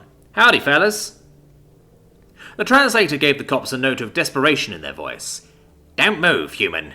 These are Isbrakin stun guns. They are designed to be effective against your kind." B-side. "Guys, do everyone here a favor and forget you saw me, please? I'm just doing my job." "You're under arrest for trespassing," the shorter of the two police snapped. "Come quietly. Please." B took a step closer. "That little zap gun won't do shit to me," he said matter-of-factly. "Now come on, go grab some donuts or whatever the fuck you guys eat. Call me in as a large bird or whatever." They shot him. 2 arcs of crackling energy played over his Eve mask without so much as tickling, and he sighed theatrically. He glanced over his shoulder and saw the defenders popping their chutes for the final descent onto the platform. "Okay, fun's over, guys. Now I have to get mean," he said. "Sorry." Date point. 10th year, 4th month, 1st week, 3rd day, AV. El Oba City, Greater Cairo, Egypt, Earth. Robert Murray. "So, she's a cheater?" "Yup." A moment of white-hot anger lit Firth's eyes for a second before he clamped down on it. "Horse is the nicest fucking guy in the world, too, and that whore went and cheated on him with that skinny fuck Harvey." Murray saw Walsh glance at him in the rearview mirror, and shrugged and nodded. Firth did not, apparently, think that this was satisfactory. "No, bro, give us your actual thoughts. I want at least 10 words. Murray's face wrinkled briefly around a thoughtful sniff, and he touched a thumb to his chin. "I love Horse," he said finally. "You couldn't have found a better man if you searched the whole earth to fuck. But Legacy and Price, God rest them both, they fucking caught it way before it happened."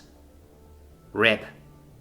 Firth aimed his eyes upward and touched his forehead, navel and shoulders. "But yeah, there you go." "What's the full story, Murray?" Walsh asked. "Price's exact words were, 'Neither of them are ready for a relationship,'" Murray revealed, and cleared his throat. "Ah," Walsh nodded. It was a subject Murray preferred to avoid, so it came as a relief when Vinford got on the radio. "Okay, they've gone into the apartment block. Murray set up on the south side. Pavlo, Walsh, northeast. Firth, drive." They dismounted and got into position, and the two vehicles merged back into the traffic. It was simple enough to find a quiet spot where he could wait and watch. Okay, Scottish skin and hair weren't exactly the local flavour, but Murray knew a lot about just existing in a way that completely bypassed all of a person's perceptual instincts, and just made them sort of treat him as part of the landscape. Vinford's decision to keep Firth in the car was a sensible one. Firth was a genuine monster, completely unsuited to going unnoticed, even if he tried to dress down. Instead, he was dressed to play the opposite role and attract attention if need be, and so they stopped off at the American Big and Tall tourist shop before rendezvousing with the SDS element to grab him some noticeable attire, and had succeeded beyond their wildest hopes. There was just something about a 6'7" titan wearing an aggressively ugly Aloha shirt and ball shorts, cut for the £500 obese market that drew the eye. Murray's conservative khaki slacks and navy blue rough cotton shirt went completely unnoticed. Even in the shade, the heat was oppressive, and he took the opportunity to reapply his sun cream. Crew D meant that sunburn was a minor irritation at worst, but why put up with it at all? "Suffering Guinness?" Vinford asked, as his car patrolled past. Murray snorted. He'd forgotten his temporary new call sign and waved reassuringly to the car.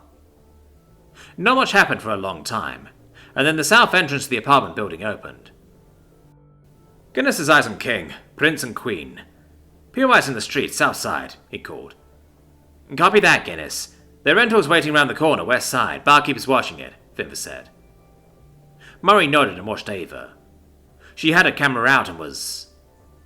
He saw her blink 6 feet backwards down the street, facing the wrong direction, and with her camera holstered.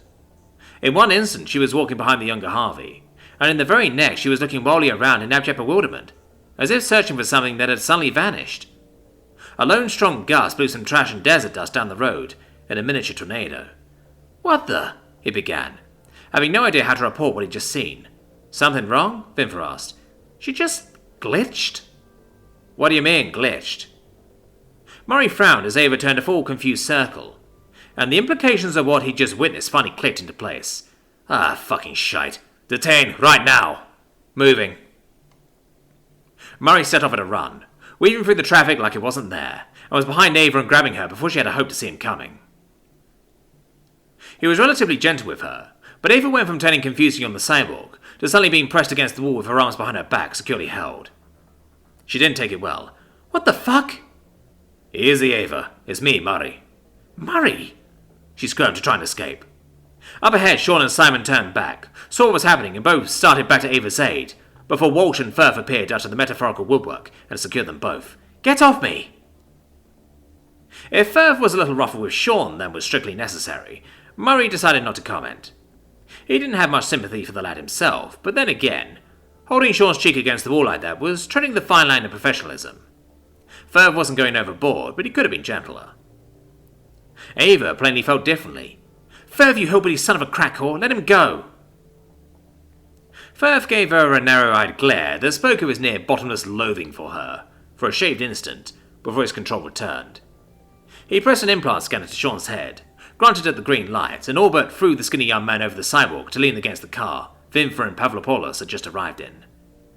Oh, big bad man trying to prove it, she spat. I bet you cried when your daddy fucked you in the ass, you little bitch. Vinfa snorted as he got out of the car. Gee, she's got a mouth on her. Ava's feet scuffled in the dirt as she tried to fight back. Murray, you let me go right now, she snarled.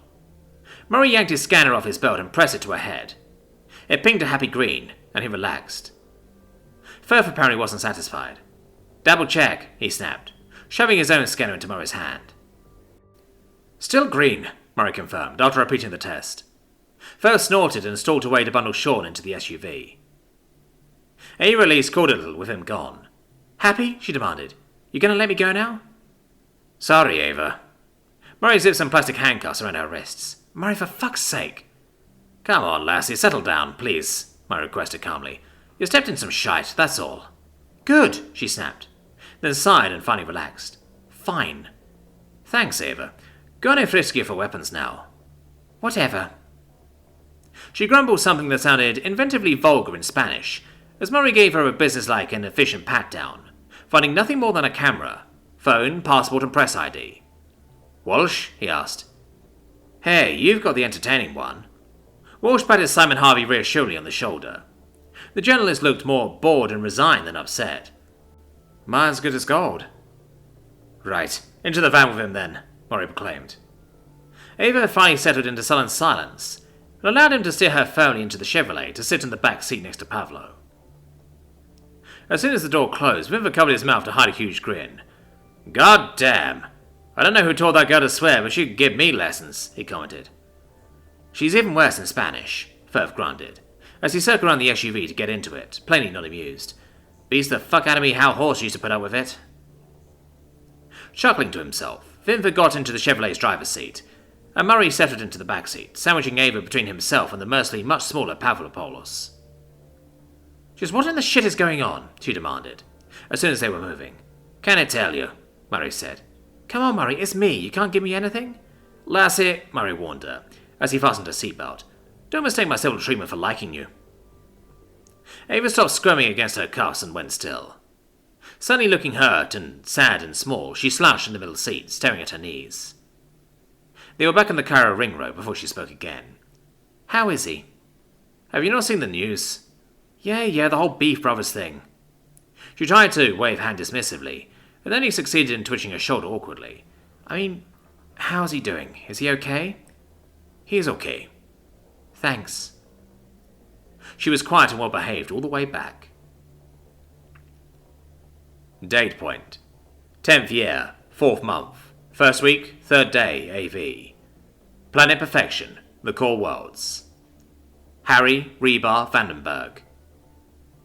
Akiyama was the first to land, and he did so with characteristic precision, slamming his chute open, swinging on the sudden change of momentum, and barely stepping neatly onto the target landing platform, his carbine already raised and aimed. Sykes was only a second or two behind him, and announced his arrival with a higher velocity landing that must have left the deck reverberating. If the courtly target felt any emotions at all of this sudden arrival, he didn't betray them. Those huge black eyes flicked from one man to the other, and, very calmly, it raised his hands in surrender. The Vistic was far less phlegmatic about the whole thing. It produced a panic noise somewhere between a hoot and the sound of a man clog dancing on bubble wrap, and turned to run. Vistic had a decent turn of speed on them when they needed it. Nothing that could outrun a human, of course, but still quick enough that the situation needed controlling now, before anything regrettable happened. Rebar angled his ascent, popped his chute, and then deployed a trick that they'd worked out only Saw could get away with, thanks to the incredible ankle support offered by the FMAS. He hit the chute's release while he was still a good 6 feet up. Intimidation tactics really didn't come any better than slamming into the deck, like a human meteor some meters in front of the panicking alien, which was promptly corralled. It spun, looking for an exit. Then, in response to some kind of barked order from the Corti, it spread its arms in surrender. The plan was going off almost without a hitch. Titan darted up the ship's ramp to commandeer its computer systems, before the Corti could muck with them via some neural cybernetic controller or whatever, and Science began patiently explaining through his translator that the two beings were now detained for questioning. "Reba, Titan," Akiyama called. "Ship's empty. No pilot on board, pulling the memory." "Copy that. Titan, Starfall, Reba, you okay up there?" There was a pause that was a little too long, and then, "Reba, Starfall, situation's under control." "You didn't hurt 'em? Just introduced ET to duct tape, that's all. They're fine." "Good. Lay in the stasis trap for the pilot." Snapshot nodded, and bundled the two aliens onto their ship, and Rebar released his pack to grab the stasis trap. The trap was one of Titan's gizmos, and when it lacked in aesthetics, it was little more than a laser tripwire, a small computer card, and the stasis field generator tapped to a power pack. It made up for in effectiveness. Anything that crossed the beam would instantly be contained within the stasis field, which would collapse when the power pack was dry about 2 minutes later, more than enough time for the victim to be surrounded, ready for capture. Once it was attached to a wall, crate, or any other vertical surface through the simple medium of the Saw's best friend, duct tape, all they had to do was sit and wait. That was the theory, at least. What happened was that Rebar was still in the process of sticking it to some kind of cargo handling drone, when the pilot ambled unconcernedly around the corner. They stared at each other for a moment, calculating how to react. "Well," Rebar cleared his throat, "this is awkward." The pilot turned and ran. "Fuck!" Rebar surged to his feet and took off in pursuit, but Krumbru had long legs, and this one had a large head start. Firth would have had no trouble catching up to it, but defenders weren't built for speed. Rebar was only marginally faster than his quarry. "Starfall, Rebar, the pilot just showed up, she's rabbiting." "I see her, sending up the drone." You could say a lot about Blazinski. His wild party lifestyle, his egregiously ugly tattoos, his chronic ability to stick his foot in his mouth, but when it came down to the wire, he was an absolutely top-quality operator. An ice-cold combat controller whose awareness of the operational space bordered on the supernatural. "Take a ride off the end of the platform, 100 yards, you're gaining." Rebar caught a glimpse of curly chocolate fur up ahead, but lost it just as quickly behind a huge supporting beam that was part of the vital superstructure for the skyscraper that towered above him. "Second left and 100 yards, Beak called. "Civilian ET's in your way, check your movement." Rebar gritted his teeth and somehow found a higher gear from somewhere, felt the deck ring and shake under him, as he put his training and the EV mass through their paces. He shot past a bewildered knot of Rubelin, and angled down the sharp left that Blazinski had indicated. "Crowd slowing her down, keep it up, Rebar." Vandenberg could see why. The fleeing pilot was bullying her way through the crowd, knocking spindly Vuztuk and other fragile life forms out of her way. She could get away with it. For all her size, she wasn't Deathworld dense, and could shoulder check people out of her way without committing murder. If Rebar had tried the same trick, he'd have pulped somebody. He raised his voice and roared, "Get out of my way!" It worked. Alarm beams turned, saw a charging Deathworlder in heavy armor, and wisely decided not to impede his progress. Their reactions were so slow, though, and some of the further ones didn't even hear him. One large Vulgork loitered in the path left by the escaping Krumbler, and was slow in the uptake even when Vandenberg yelled at it to move. Up ahead, his quarry dashed right and vanished from view. "Visual contact interrupted," B called, trying to reacquire. Rebar shouldered gently but firmly for a bewildered huddle of aliens, and made it as far as the intersection. His heart sank. The crowd was just as dense, and while there were several Krumblu standing around, not one of them resembled the target. "Contact lost," he declared, knowing the pursuit was a failure. "Contact lost," Blazinski agreed. If he had no idea which way the alien had gone, then Rebar doubted there was any hope of reacquiring her. "Better get out of there, Reeb. Cops will be coming." Aliens scattered away from him as Rebar spat a furious curse into his mask, and set off at a jog back the way he'd come. "We good to get out of here?" he asked. Just need Starfall in the driving seat, Rebar, Titan called. Data secure. And our 2 ETs are confined to quarters, Sykes added. A vehicle of some kind swooped low overhead, covered in flashing lights and howling. Some things, it seemed, were universal. Fortunately, it apparently failed to notice Rebar. Credit where it's due, he grunted, picking up the pace. Local police are quick on the uptake. Think me having 2 of their buddies tied up here might have something to do with that, Blazinski commented. We need off of this planet ASAP. Rebar gritted his teeth and stepped up into a full run again. Get off that rooftop, he ordered. Don't need to tell me twice. As he pounded back along the promenade, Rebar saw B pause on the edge of his rooftop, flip a jaunty salute to his 2 captives, then grab his zipline and plunge toward the ship. Rebar scooped up his abandoned gear on the way past, and they met at the bottom of the ship's ramp and banged fists together. Get him next time, Reeb, B told him, slapping his shoulder. Would have preferred, Rebar panted. Sprinting in F-mass was a task to drain even the most conditioned athlete. To get him this time. B nodded, turned, caught the drone as it glided down out of the sky, and hugged it to his chest before vanishing up the ramp and hanging a right onto the negotiable Curiosity's flight deck. Rebar followed and settled himself into the command chair, sucking on the sippy straw inside his mask in a bit to restore some of the reserves he'd just incinerated during the pursuit. It creaked a little as several hundred pounds of man and armoured spacesuit tested its engineering, but did little more than that.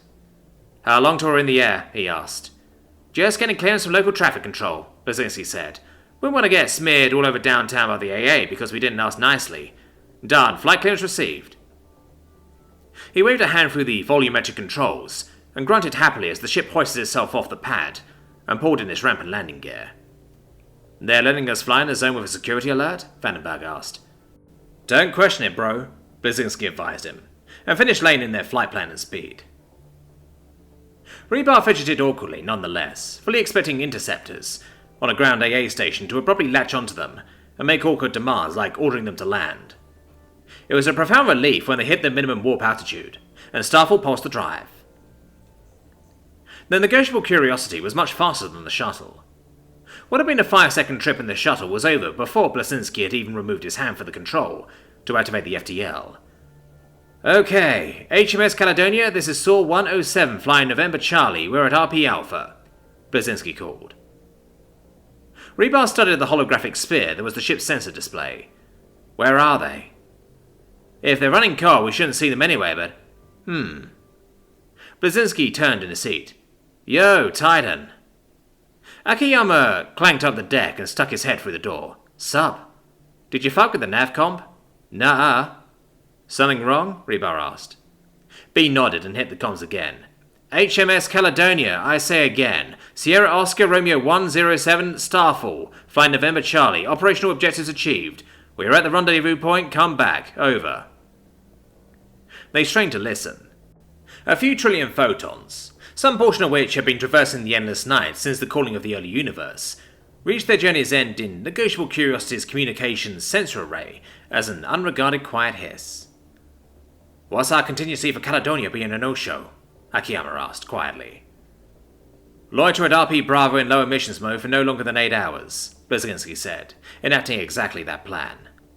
The ship turned, lurched briefly through superluminal space, and then went dark as soon as it was safely back below light speed. They made best be for Simbrine. Treat Caledonia and all its crew as orange until definitely established otherwise. Do not dock with Caledonia nor share confidential information over comms with any of her crew, unless and until they have been proven green. Why the loiter? Vandenberg asked. Because it could be technical problems or something innocent and they might need the escort, he replied. And hell, if something compromised Cali, then humanity's fucked anyway, because they've got the jump codes for Earth and Simbrine. Unless they managed to scrub the computer before they were taken over, Titan pointed out. Yeah, well, whatever's going on, 8 hours gives them time to fix the problem and get in touch, or broadcast an SOS to the RP. Rebar took a look out the window, as if they might achieve anything. Even if it was right next to them, Caledonia's matte black hole would have been invisible anyway. Okay, well, grab an MRE and settle in, guys, he advised. Guess it's time to hurry up and wait. Date point. 10th year.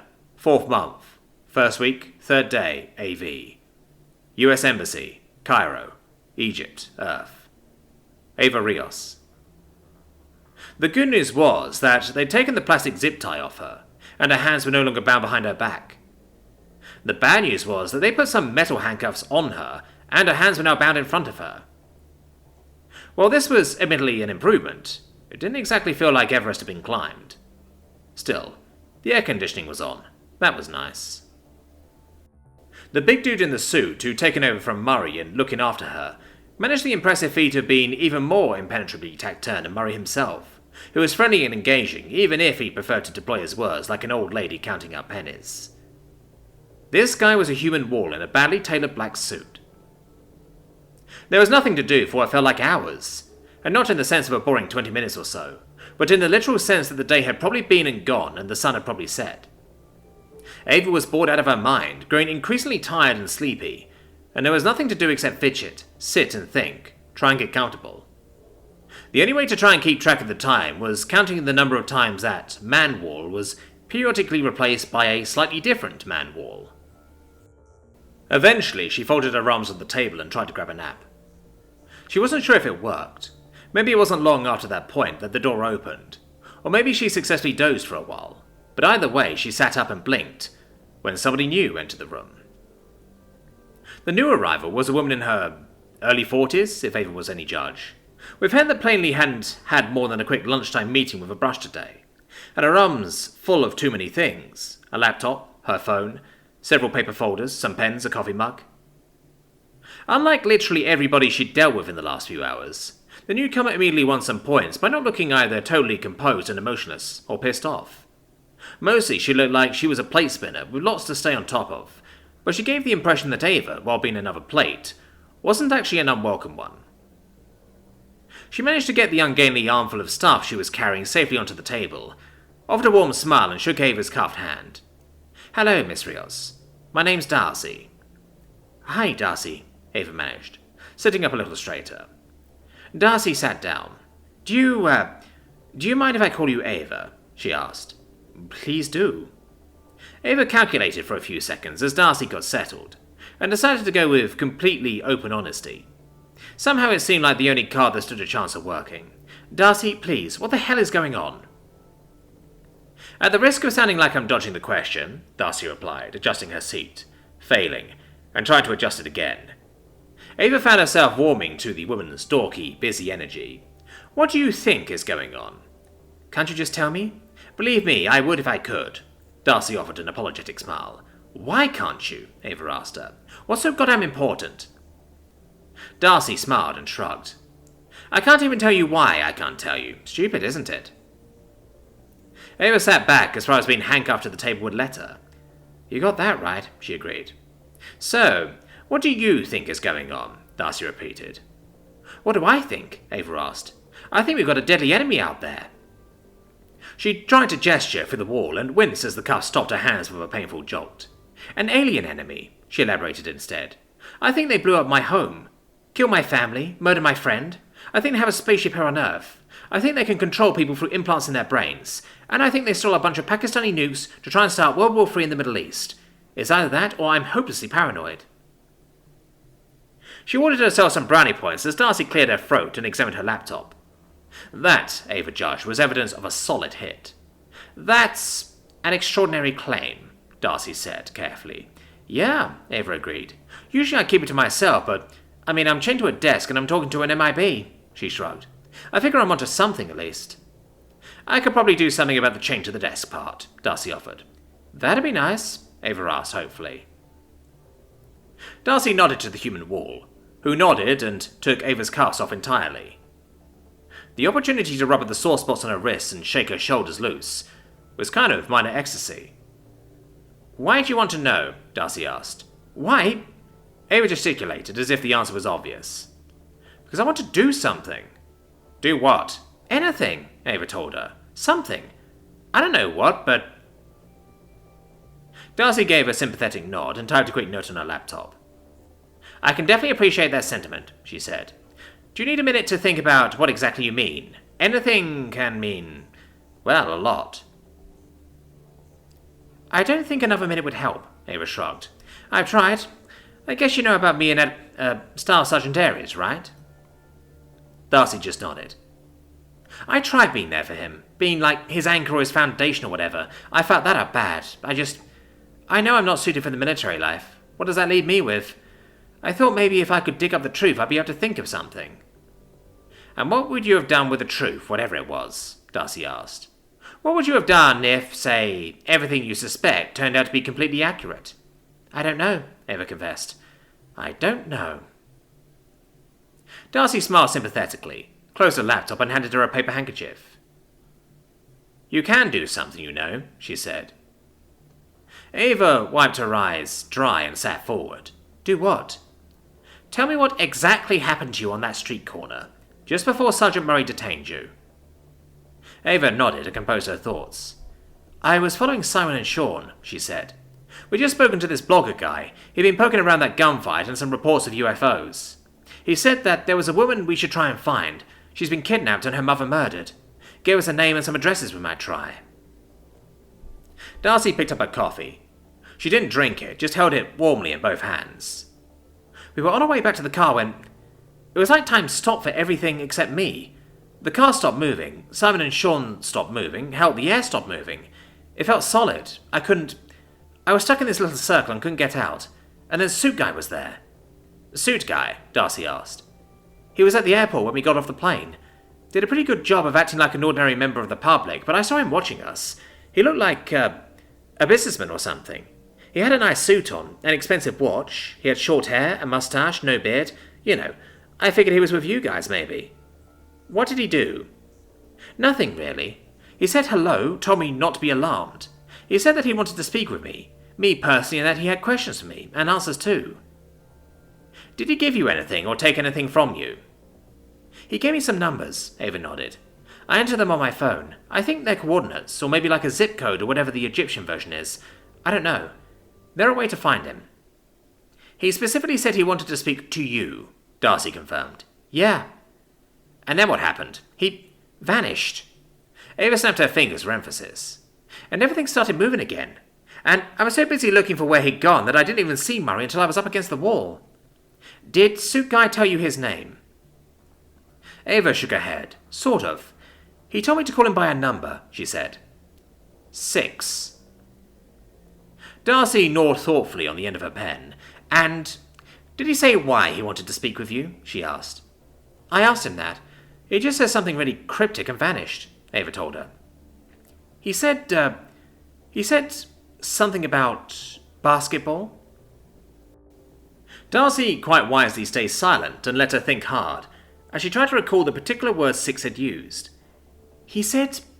She exhaled in frustration, and it finally came to her. He said, because only humans would play basketball with their prisoners. I see, Darcy nodded. And did anything else stand out to you? He said humans, as if he's not human himself. Ava thought long and hard. I'm sorry. It was just sudden and confusing, and I guess maybe I was freaking out a bit. I can't think of much else. That's okay. Can I ask you some questions now? Darcy put her coffee down. Yes, she said. But I might not be able to answer. I understand, Ava promised. She ran her fingers through her hair to try and sort out what her most pressing need was. Is there anything I can do? She asked. You've already done a lot, Darcy said. What? By coming to Egypt and getting caught up in stuff I only suspect I understand? By answering honestly and openly. You've said a lot and it will help. It'll especially help the sore. Ava nodded and looked away. Too bad they hate me. Darcy gave her a long, slow, calculating look, and then she put down her pen.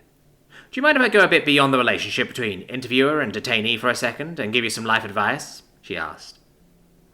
Ava blinked at her, then indicated for her to go ahead. My job, a big part of my job, involves figuring people out and giving them what they want to see and telling them what they want to hear so that they'll open up to me.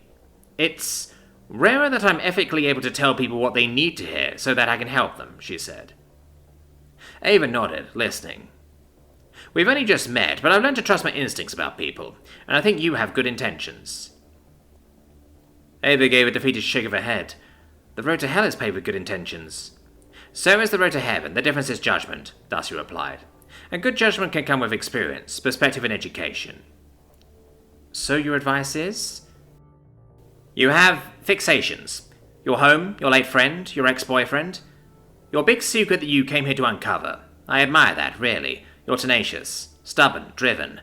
And it all comes from a very good place, but you're burning yourself up because you're trying to do it all yourself, and you won't let other people be strong for you when you've run out of strength for yourself. You need to learn how to let go and be weak when you need to. Weak? Everybody's allowed to be weak sometimes, Darcy said. There's no sense in trying to run on a broken leg. Ava shook her head. I want to be a good person. I don't want to burden people with my problems. Is that wrong? Darcy smiled and began to gather her stuff.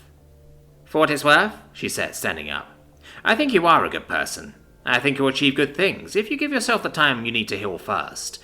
And the people who really care about you want to be burdened with your problems. Let them help you, and things will turn around. That's my advice. She left, and Ava found herself sitting alone except for the man wall. Determined not to cry in front of a stranger, or at all if she could help it, she settled for getting up and taking a tentative stroll around the room to work some of the stiffness out. Manwall didn't respond. Anyone ever tell you kind of look like Dwayne Johnson? She asked him. This elicited no response. So, what happens now? She pressed. Am I being released, or... The door clicked open, and one of the other Manwalls stepped in. This way, please, Miss Rios, he requested. Ava edged around the table cautiously. No handcuffs? No. Okay. She cleared her throat and followed Manwall number 2 into the hallway outside. They weren't in a large building, and all he really did was show her from one door to another on the same floor. This new one was more comfortably arranged, with a couple of couches, a coffee machine and a television on the wall, plus a few synthetic plants and some framed landscape photographs on the walls. Comfortable but impersonal. Simon and Sean stood up as she was gently ushered inside. You okay? Sean asked. Ava nodded. Never thought I'd get life advice from an MIB, she said. Life advice? Simon asked. Just some words of wisdom to think on, Ava yawned. Geez, how long was I in there? It's 4 a.m, local time, Simon revealed. By your personal clock, you've been up all night. What happens now? Now? You get some sleep, Simon ordered, pointing to the longer couch. I think we'll be here a bit longer. You mean a bit in the British sense, right? Sleep while you can, Simon repeated. What about you guys? Sleep, Sean stressed. He grabbed a blanket from the back of the short couch and handed it to her. We've been napping, we're fine. But you look like death warmed up. Stubborn as she was, Ava seriously thought about folding her arms and staying awake, but instead she rolled her eyes, took the blanket and gave up. Fine, you charming ass. She threw it round her shoulders, kicked her shoes off and sank onto the couch, which damn near swallowed her. Her fatigue caught up and hit her like snow falling off a roof. She yawned and shook her head to try and clear it. Jeez, okay. Go on, Doug. We'll wake you up if anything happens, Sean told her. Quit nagging, Ava grumbled, but lay down and turned on her side until she was comfortable. You're worse than an old woman. He didn't reply, and she put her head down and tried to sleep. Date point. 10th year, 4th month, 1st week, 3rd day, AV. Allied Extrasolar Command, Scotch Creek, British Columbia, Canada, Earth. Owen Powell. You've got to be fucking joking. If Special Agent Darcy didn't take Powell's disbelief well, she did a good job of not showing it. Even writ large on the wall TV in General Tremblay's office via a camera in Cairo, her face didn't betray any emotion save earnest seriousness. No, Major, I'm absolutely certain that she was telling the truth about Six saying he wanted to speak to her specifically, and I'm satisfied that allowing that meeting to take place is the correct course of action. You're asking me to let you send 2 of my men into what could well be a trap on the say-so of a civilian with a known history of infidelity, Powell returned. And you're proposing that we allow this woman, who's aptly bloody demonstrated that she fundamentally can't be trusted, to learn top-secret information. I disagree, Darcy countered. I stake my professional reputation on it that you're badly misjudging her, Major. You bloody will be if this goes ahead, Powell retorted. General Tremblay waved Powell down and threw in his opinion. Powell's got good reason to be reluctant, Agent Darcy. There are significant trust issues involved. The Major and his men may not think she can be trusted, General. I do. And with all due respect to the Major, it's my job to assess who can and cannot be trusted. And the rationale for allowing this meeting to take place, rather than simply detaining him? Tremblay asked. This isn't like the roller derby attack. Styx has been on Earth for some time now and has evaded detection throughout. If we try and detain him, he'll just slip away, migrate to another host body, or effect an escape somehow, Darcy explained. And this is too good an opportunity to miss, General. We could gain real insight into hierarchy operations on Earth by doing this. Maybe even take a step towards securing the planet. And that can only be achieved if we let him talk to Rios? Tremblay asked. He wouldn't be open to meeting, say, you? Our site profile on Styx suggests that what he's doing is testing us, General. We think he wants an ally that he can work with, one who'll scratch his back so he can scratch theirs. Ours. All for now if that treacherous girl leaks deep relic to the world, Powell said. If the hierarchy had the ability to panic and inflict real harm on us, they would have by now. Darcy shook her head. They have 4 nukes, Tremblay observed. Which is nothing next to what they could do to us if they managed to get even one wormhole beacon on this side of the barrier, Darcy said. We think their play this whole time has been to try and find a buyer for those bombs, who can pay them with a beacon. Several violent parties have been fishing around in search of wormhole beacons since the Zufaqua was hit. Tremblay rubbed his chin and turned his chair. Admiral Sir Patrick Knight had been summoned from Simbrine for this meeting, and was standing by the window running his index finger thoughtfully across his lips. You've been quiet so far, Admiral, he commented. Knight shot a sympathetic glance at Powell, but nodded to the screen. Agent Darcy makes a compelling argument, he said. Sirs, I really must object in the strongest, Powell began. Powell, old chap, I know you must, Knight interrupted reassuringly. I have misgivings about the girl myself, but we must rationally weigh the pros and cons. Yes, Admiral. Tremblay cleared his throat. Powell, this is too good an opportunity to pass up. Much too good. If you're concerned about the situation and security, then I'll give you the command and you can see it done, right, with whatever resources you deem necessary. Which, of course, puts you in a position to stress to Miss Rios the seriousness of the consequences, should she betray trust again, Knight added. I'm sure you can be more than adequately persuasive. Powell snorted. Put the fear of God into her, you mean? I think the fear of Powell will suffice, Knight observed. I want the Beef Brothers in FMAS. My own FMAS, a plane for us to jump out of, a jet with a harm on it in case that UFO shows up, and close air support, Powell listed. You'll have them, Tremblay told him. Agent Darcy? Just so long as the big guns only come in if the shit hits the fan, Darcy said. We don't want Styx to spook. Aye, Powell agreed. As you wish. Darcy visibly relaxed a little. Thank you, Major. I appreciate it. I hope you're right about her, Powell said. Believe you me, I'll be very happy if you are. Darcy nodded. I'll see you in the field, she said. General, Admiral, thank you. Tremblay and Knight nodded for her, and she entered the call. Powell worked his jaw thoughtfully at the blank screen for a second, and then turned to the General. I'd better see it done then. Thank you for your forbearance, Major, Tremblay said, rising to shake his hand. Good luck. Thank you, sir. Powell returned the shake. Here's hoping I don't bloody need it. Date point. 10th year, 4th month, 1st week, 3rd day, AV. US Embassy, Cairo, Egypt, Earth. Sean Harvey. The fact that he'd just been spoken to finally percolated into Sean's consciousness. He blinked and looked up. I say, staring at her like that won't get you back together, Sean, Simon told him. Sean shook his head and rubbed his face. I was a million miles away, he said. In whose bed? Simon asked, lightheartedly. He was patrolling slowly around the room, apparently quite composed and happy. Simon. Mate, don't play innocent with me.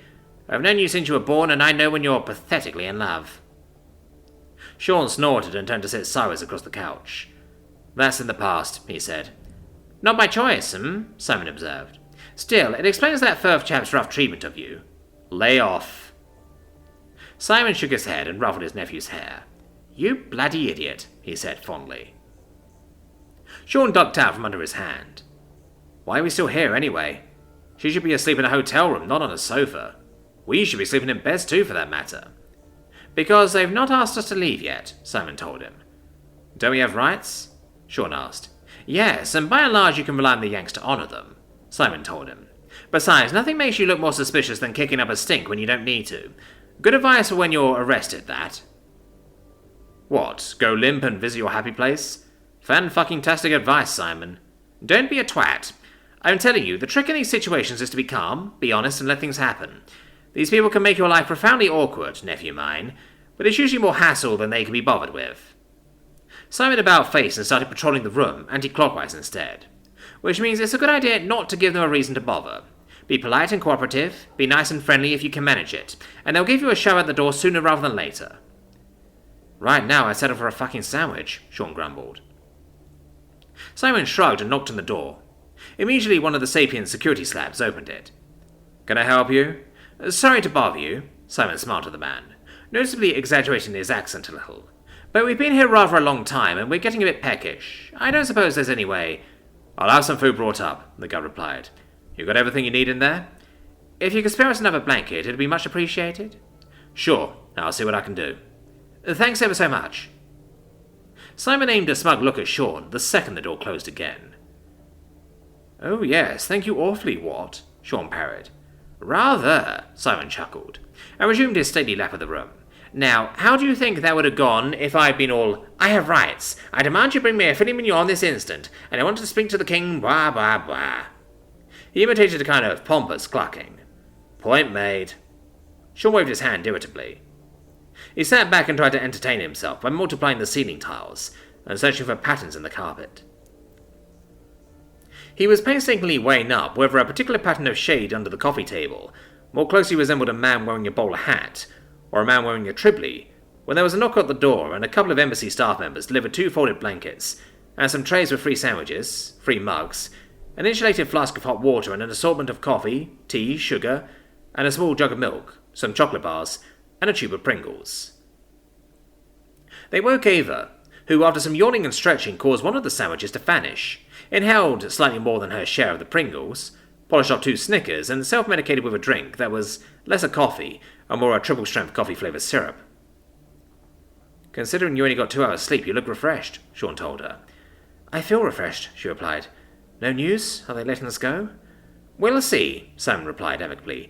I get the impression we really did barge into something huge here, and if there's one thing governments don't like, it's reporters all over their biggest secrets. What are they afraid of? Sean asked. That depends on the secret, Ava told him. Well, what good do secrets do? He insisted. They come out eventually, and then you're the one who was lying to everyone. We've lived that, you and me, haven't we? You and I both know that dishonesty for the greater good doesn't work. He's right, Ava, Simon agreed. Secrets and lies only hurt people. Ava folded her arms uncertainly, then frowned thoughtfully before shaking her head. Look, I got some advice today that made a few things fall into place, and I think you're wrong. She gestured at Simon. You protect your sources, don't you? That's not the same thing. Like hell it's not, she exclaimed. A secret is a secret, no matter if it's a big one or a little one. If you take your promise to protect your sources seriously, then do you really believe that secrets are always harmful? I protect my sources, Simon stressed. I keep them from suffering the repercussions of talking to me. So a secret can protect people then? Ava asked. Simon scowled and scratched his head, and she pressed a point. Simon, do you think you're the only man in the world who can tell which secrets should and shouldn't be kept? Do you trust yourself that much? Neither man had a reply. Ava, on the other hand, was hitting her stride. And then there's the effort, right? Do you think they'd go to all the effort of keeping their secrets if they didn't think they have to? She asked, unknowingly echoing Simon's advice about hassling the security guards. Governments aren't this shitty machine that just hangs over us like a kid with a magnifying glass. They're made of people just like us, who are trying to do the best they can with good intentions. So you're perfectly fine with an opaque government, Simon commented. When it needs to be, I guess? Yeah, I am, Ava told him. You think secrets hurt people? Well, what about all the thousands of secrets you never heard of because nobody was ever hurt by them, because they stay secret? What about all the ways the world could be a better place if we just knew what was going on and what needed to be fixed? Sean asked. Ava shook her head. I've seen what happens to people who try and help when they don't know how, she said. We've got to start trusting other people to know what they're doing, guys. We're all in this together. Even guys like that knuckle-dragging, Cro-Magnon wanker Firth? Sean asked skeptically. Ava sighed and sat down. Look, Firth honestly scares me and I don't like him much. And I know the feeling's mutual, but he's still a person. Christian Firth from Kentucky. Listens to country rock and heavy metal. Plays Warhammer. Secretly loves rom-coms. I've hung out with him and all the Sword guys, and they're just guys. They all banded together and got me a birthday present a few years back. You know, my USM telephoto lens. The expensive one. What did you say to him earlier? Something about his daddy fucking him in the arse? Simon asked. Because I was upset, and he's an alpha male jackass who's having way too much fun putting Sean in his place, Ava said.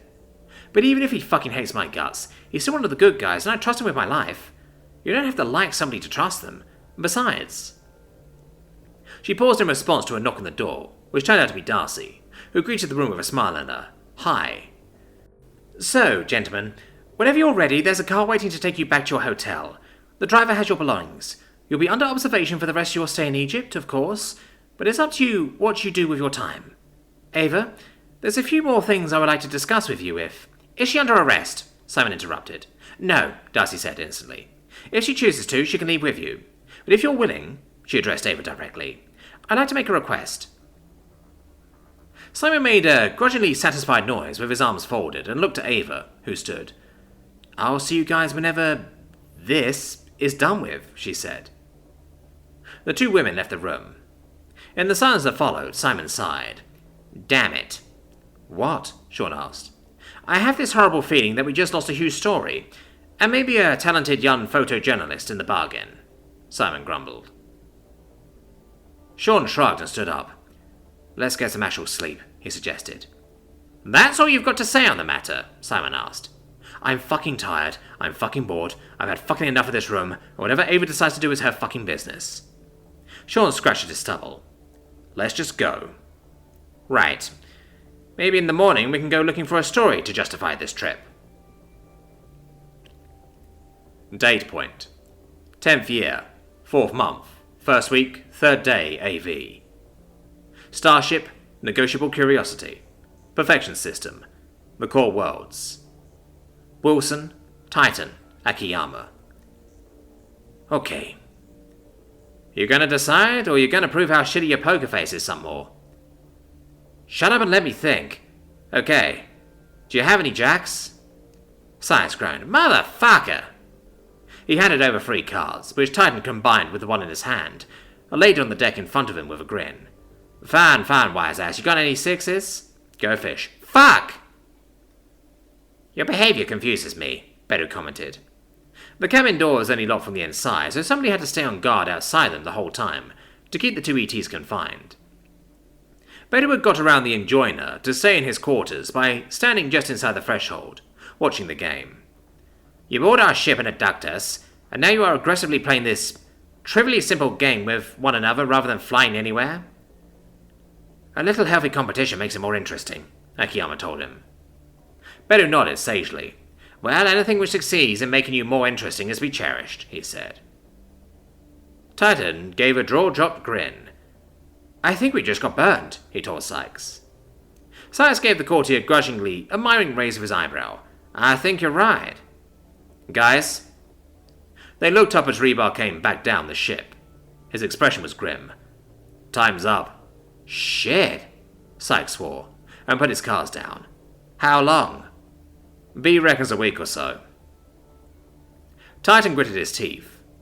Wearing IVMAS was a form of exercise all in itself, and while they had spent the occasional conditioning week wearing the unforgiving suit 24/7, it wasn't an exercise to be looked forward to. Unfortunately, without their techs, taking the suits off was an irreversible procedure, and the rule was quite clear. The suit was not to be removed unless it could be put back on, or there was a pressing medical need. You better have a full stock of ration balls on board, he told Bedu. We do, Bedu replied. I take it something has gone wrong? Something always does, Rebar observed. Preach it, Sykes agreed. Bedu mused, and then knocked on the wall beside him. Hersberg, come out of there. The translator gave the voice that floated through the door a panicked edge. No! I heard humans can kill you with their breath. Not so far, but then again your nose is more sensitive than mine, Bedu replied. Answer came there none, but he blinked as the humans all chuckled. Sykes gestured for Akiyama's attention. We better get a shift rotation set up, he said. Somebody's got to watch the ETs at all times. You want to go sleep? Reeb, you burn the most energy? Titan turned to the Sergeant First Class. Nah, get your head down. I'm good for now.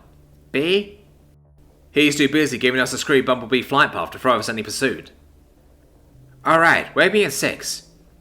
Titan stood, not fist with his brothers, and found a secluded part of the engineering section where he could get his head down in his ruck. Sleep was a skill. You could sleep any time, anywhere if you knew how. All it took was a bit of mental focus. The problem was, focus was hard to come by. A 200-meter warship equipped for stealth and evasion didn't just fail to make a rendezvous, and while they were all staying jocular and as upbeat as they could, Titan knew his brothers well enough to know that they were all thinking the same thing. Something had gone badly wrong. That was not a thought calculated to help a man go to bed, nor was the prospect of a whole week in the suit. That endeavor was going to tax their nutrition and crew D-reserves hard, let alone their health and stamina. He took a deep breath, forced those worries out of his mind. He'd only make them worse by being an exhausted wreck. Instead, he shut his eyes, focused on his breathing, and, by degrees, fell asleep. Date point: 10th year, 4th month, 1st week, 3rd day, AV. US Embassy, Cairo, Egypt, Earth. Darcy. So what's this request of yours? Ava was showing the clear signs of fatigue now, but she found reserves of alertness from her power nap and snack. I was indulging in a coffee that Darcy thought looked more like a mug of liquid diabetes. 6 asked to speak with you specifically, and if you're willing, we'd like that meeting to go ahead. Ava swallowed her coffee, thoughtfully. Geez, are you sure? If this is as big as I think it is... There, I can't comment, yet, Darcy said. Not unless you sign some paperwork. What kind of paperwork? In short, Darcy slid it across the desk. It's a binding legal agreement that you understand just how serious this all is, that you've been informed what the consequences would be to you personally if you were to break trust, and that you accept those consequences, agree to be bound by, and so on. You should read it in full. I've had like 2 hours sleep.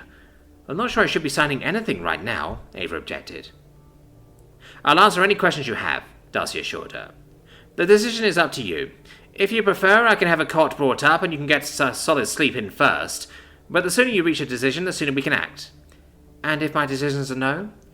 We'll just have to figure something out, Darcy said. We can't and wouldn't force you into this. Ava stared at the NDA long and hard, then downed her coffee as if summing back a vodka for courage, and set about reading it. She only asked one question, several pages in. Jesus, the death penalty? As laid out in 18 US Code Section 794, Darcy recalled grimly. Yes.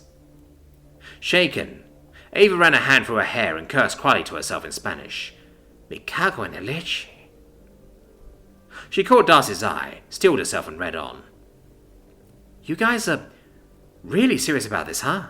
She observed, flipping over the final page. I've discussed this with some very powerful people over the last couple of hours, Ava, Darcy told her. Many of them are not convinced about you, and I fought hard on your behalf on the evidence of just one interview. Quite aside from the penalties laid out in that document, I'd be grateful if you didn't completely sink my career and professional reputation. As a personal favour, if you have any doubts that you'll be able to keep everything you see and are told in the coming few days, and take it all to your grave, then I beg you, please don't sign it. Ava stood up and walked around the room a half circuit, thinking. Eventually she turned and put her hands on the back of the chair. Can I sleep in it? She asked. Darcy breathed an inward sigh of relief and vindication. Yes, she said. You can sleep on it. Date point: 10th year, 4th month, 1st week, 4th day, AV. Rookie station. Uncharted system, deep space. Kirk. Lewis? Lewis wasn't in his chair. The latest result of his experiments in nanoforging pizza was untouched and congealing beside it, with a cleaning drone hovering nearby, waiting patiently for the minimum time threshold to pass before it could swoop in, pluck it away and incinerate it. Instead, Lewis was in his meditation room, cross-legged on his Zafu. That in itself was nothing unusual, but this time he was smiling. It was an encouraging sign. Hey, Kirk. You look rested. Figuring out the solution that'll do that for a guy. Lewis didn't open his eyes, but his smile got just a little wider. You have? That's wonderful news. What is it? Lewis opened one eye like a lazy dog and grinned at him. I let go of attachment to material things. Kirk chose his words very carefully. I beg your pardon? Earth. My whole strategy so far has revolved around saving the Earth. That's why I kept running into obstacles I couldn't get over. It's a waste of time trying to save the Earth because the hierarchy are already on Earth. They might not have a beacon down there yet, but it's only a matter of time. And when they do, I hope you're wrong. Dude, Lewis shrugged. Nobody would be happier than me if I turn out to be wrong there, but let's assume that I'm not. We need a backup. He kicked his legs out and swayed upright. Yo, room, projectile CTC 805, 1/4 scale. Kirk took a step back as volumetrically projected light engulfed his head. Then he backed up some more to get a good look at it. It was little more than a rounded oblong with thrusters, and even at 1/4 scale it was clearly huge, filling as it did the whole room, which wasn't small. A missile of some kind. Kind of the opposite, Lewis mused. Missiles fly somewhere and destroy shit. This flies somewhere and... He paused, then turned and gave Kirk the delighted smile of the slightly unhinged.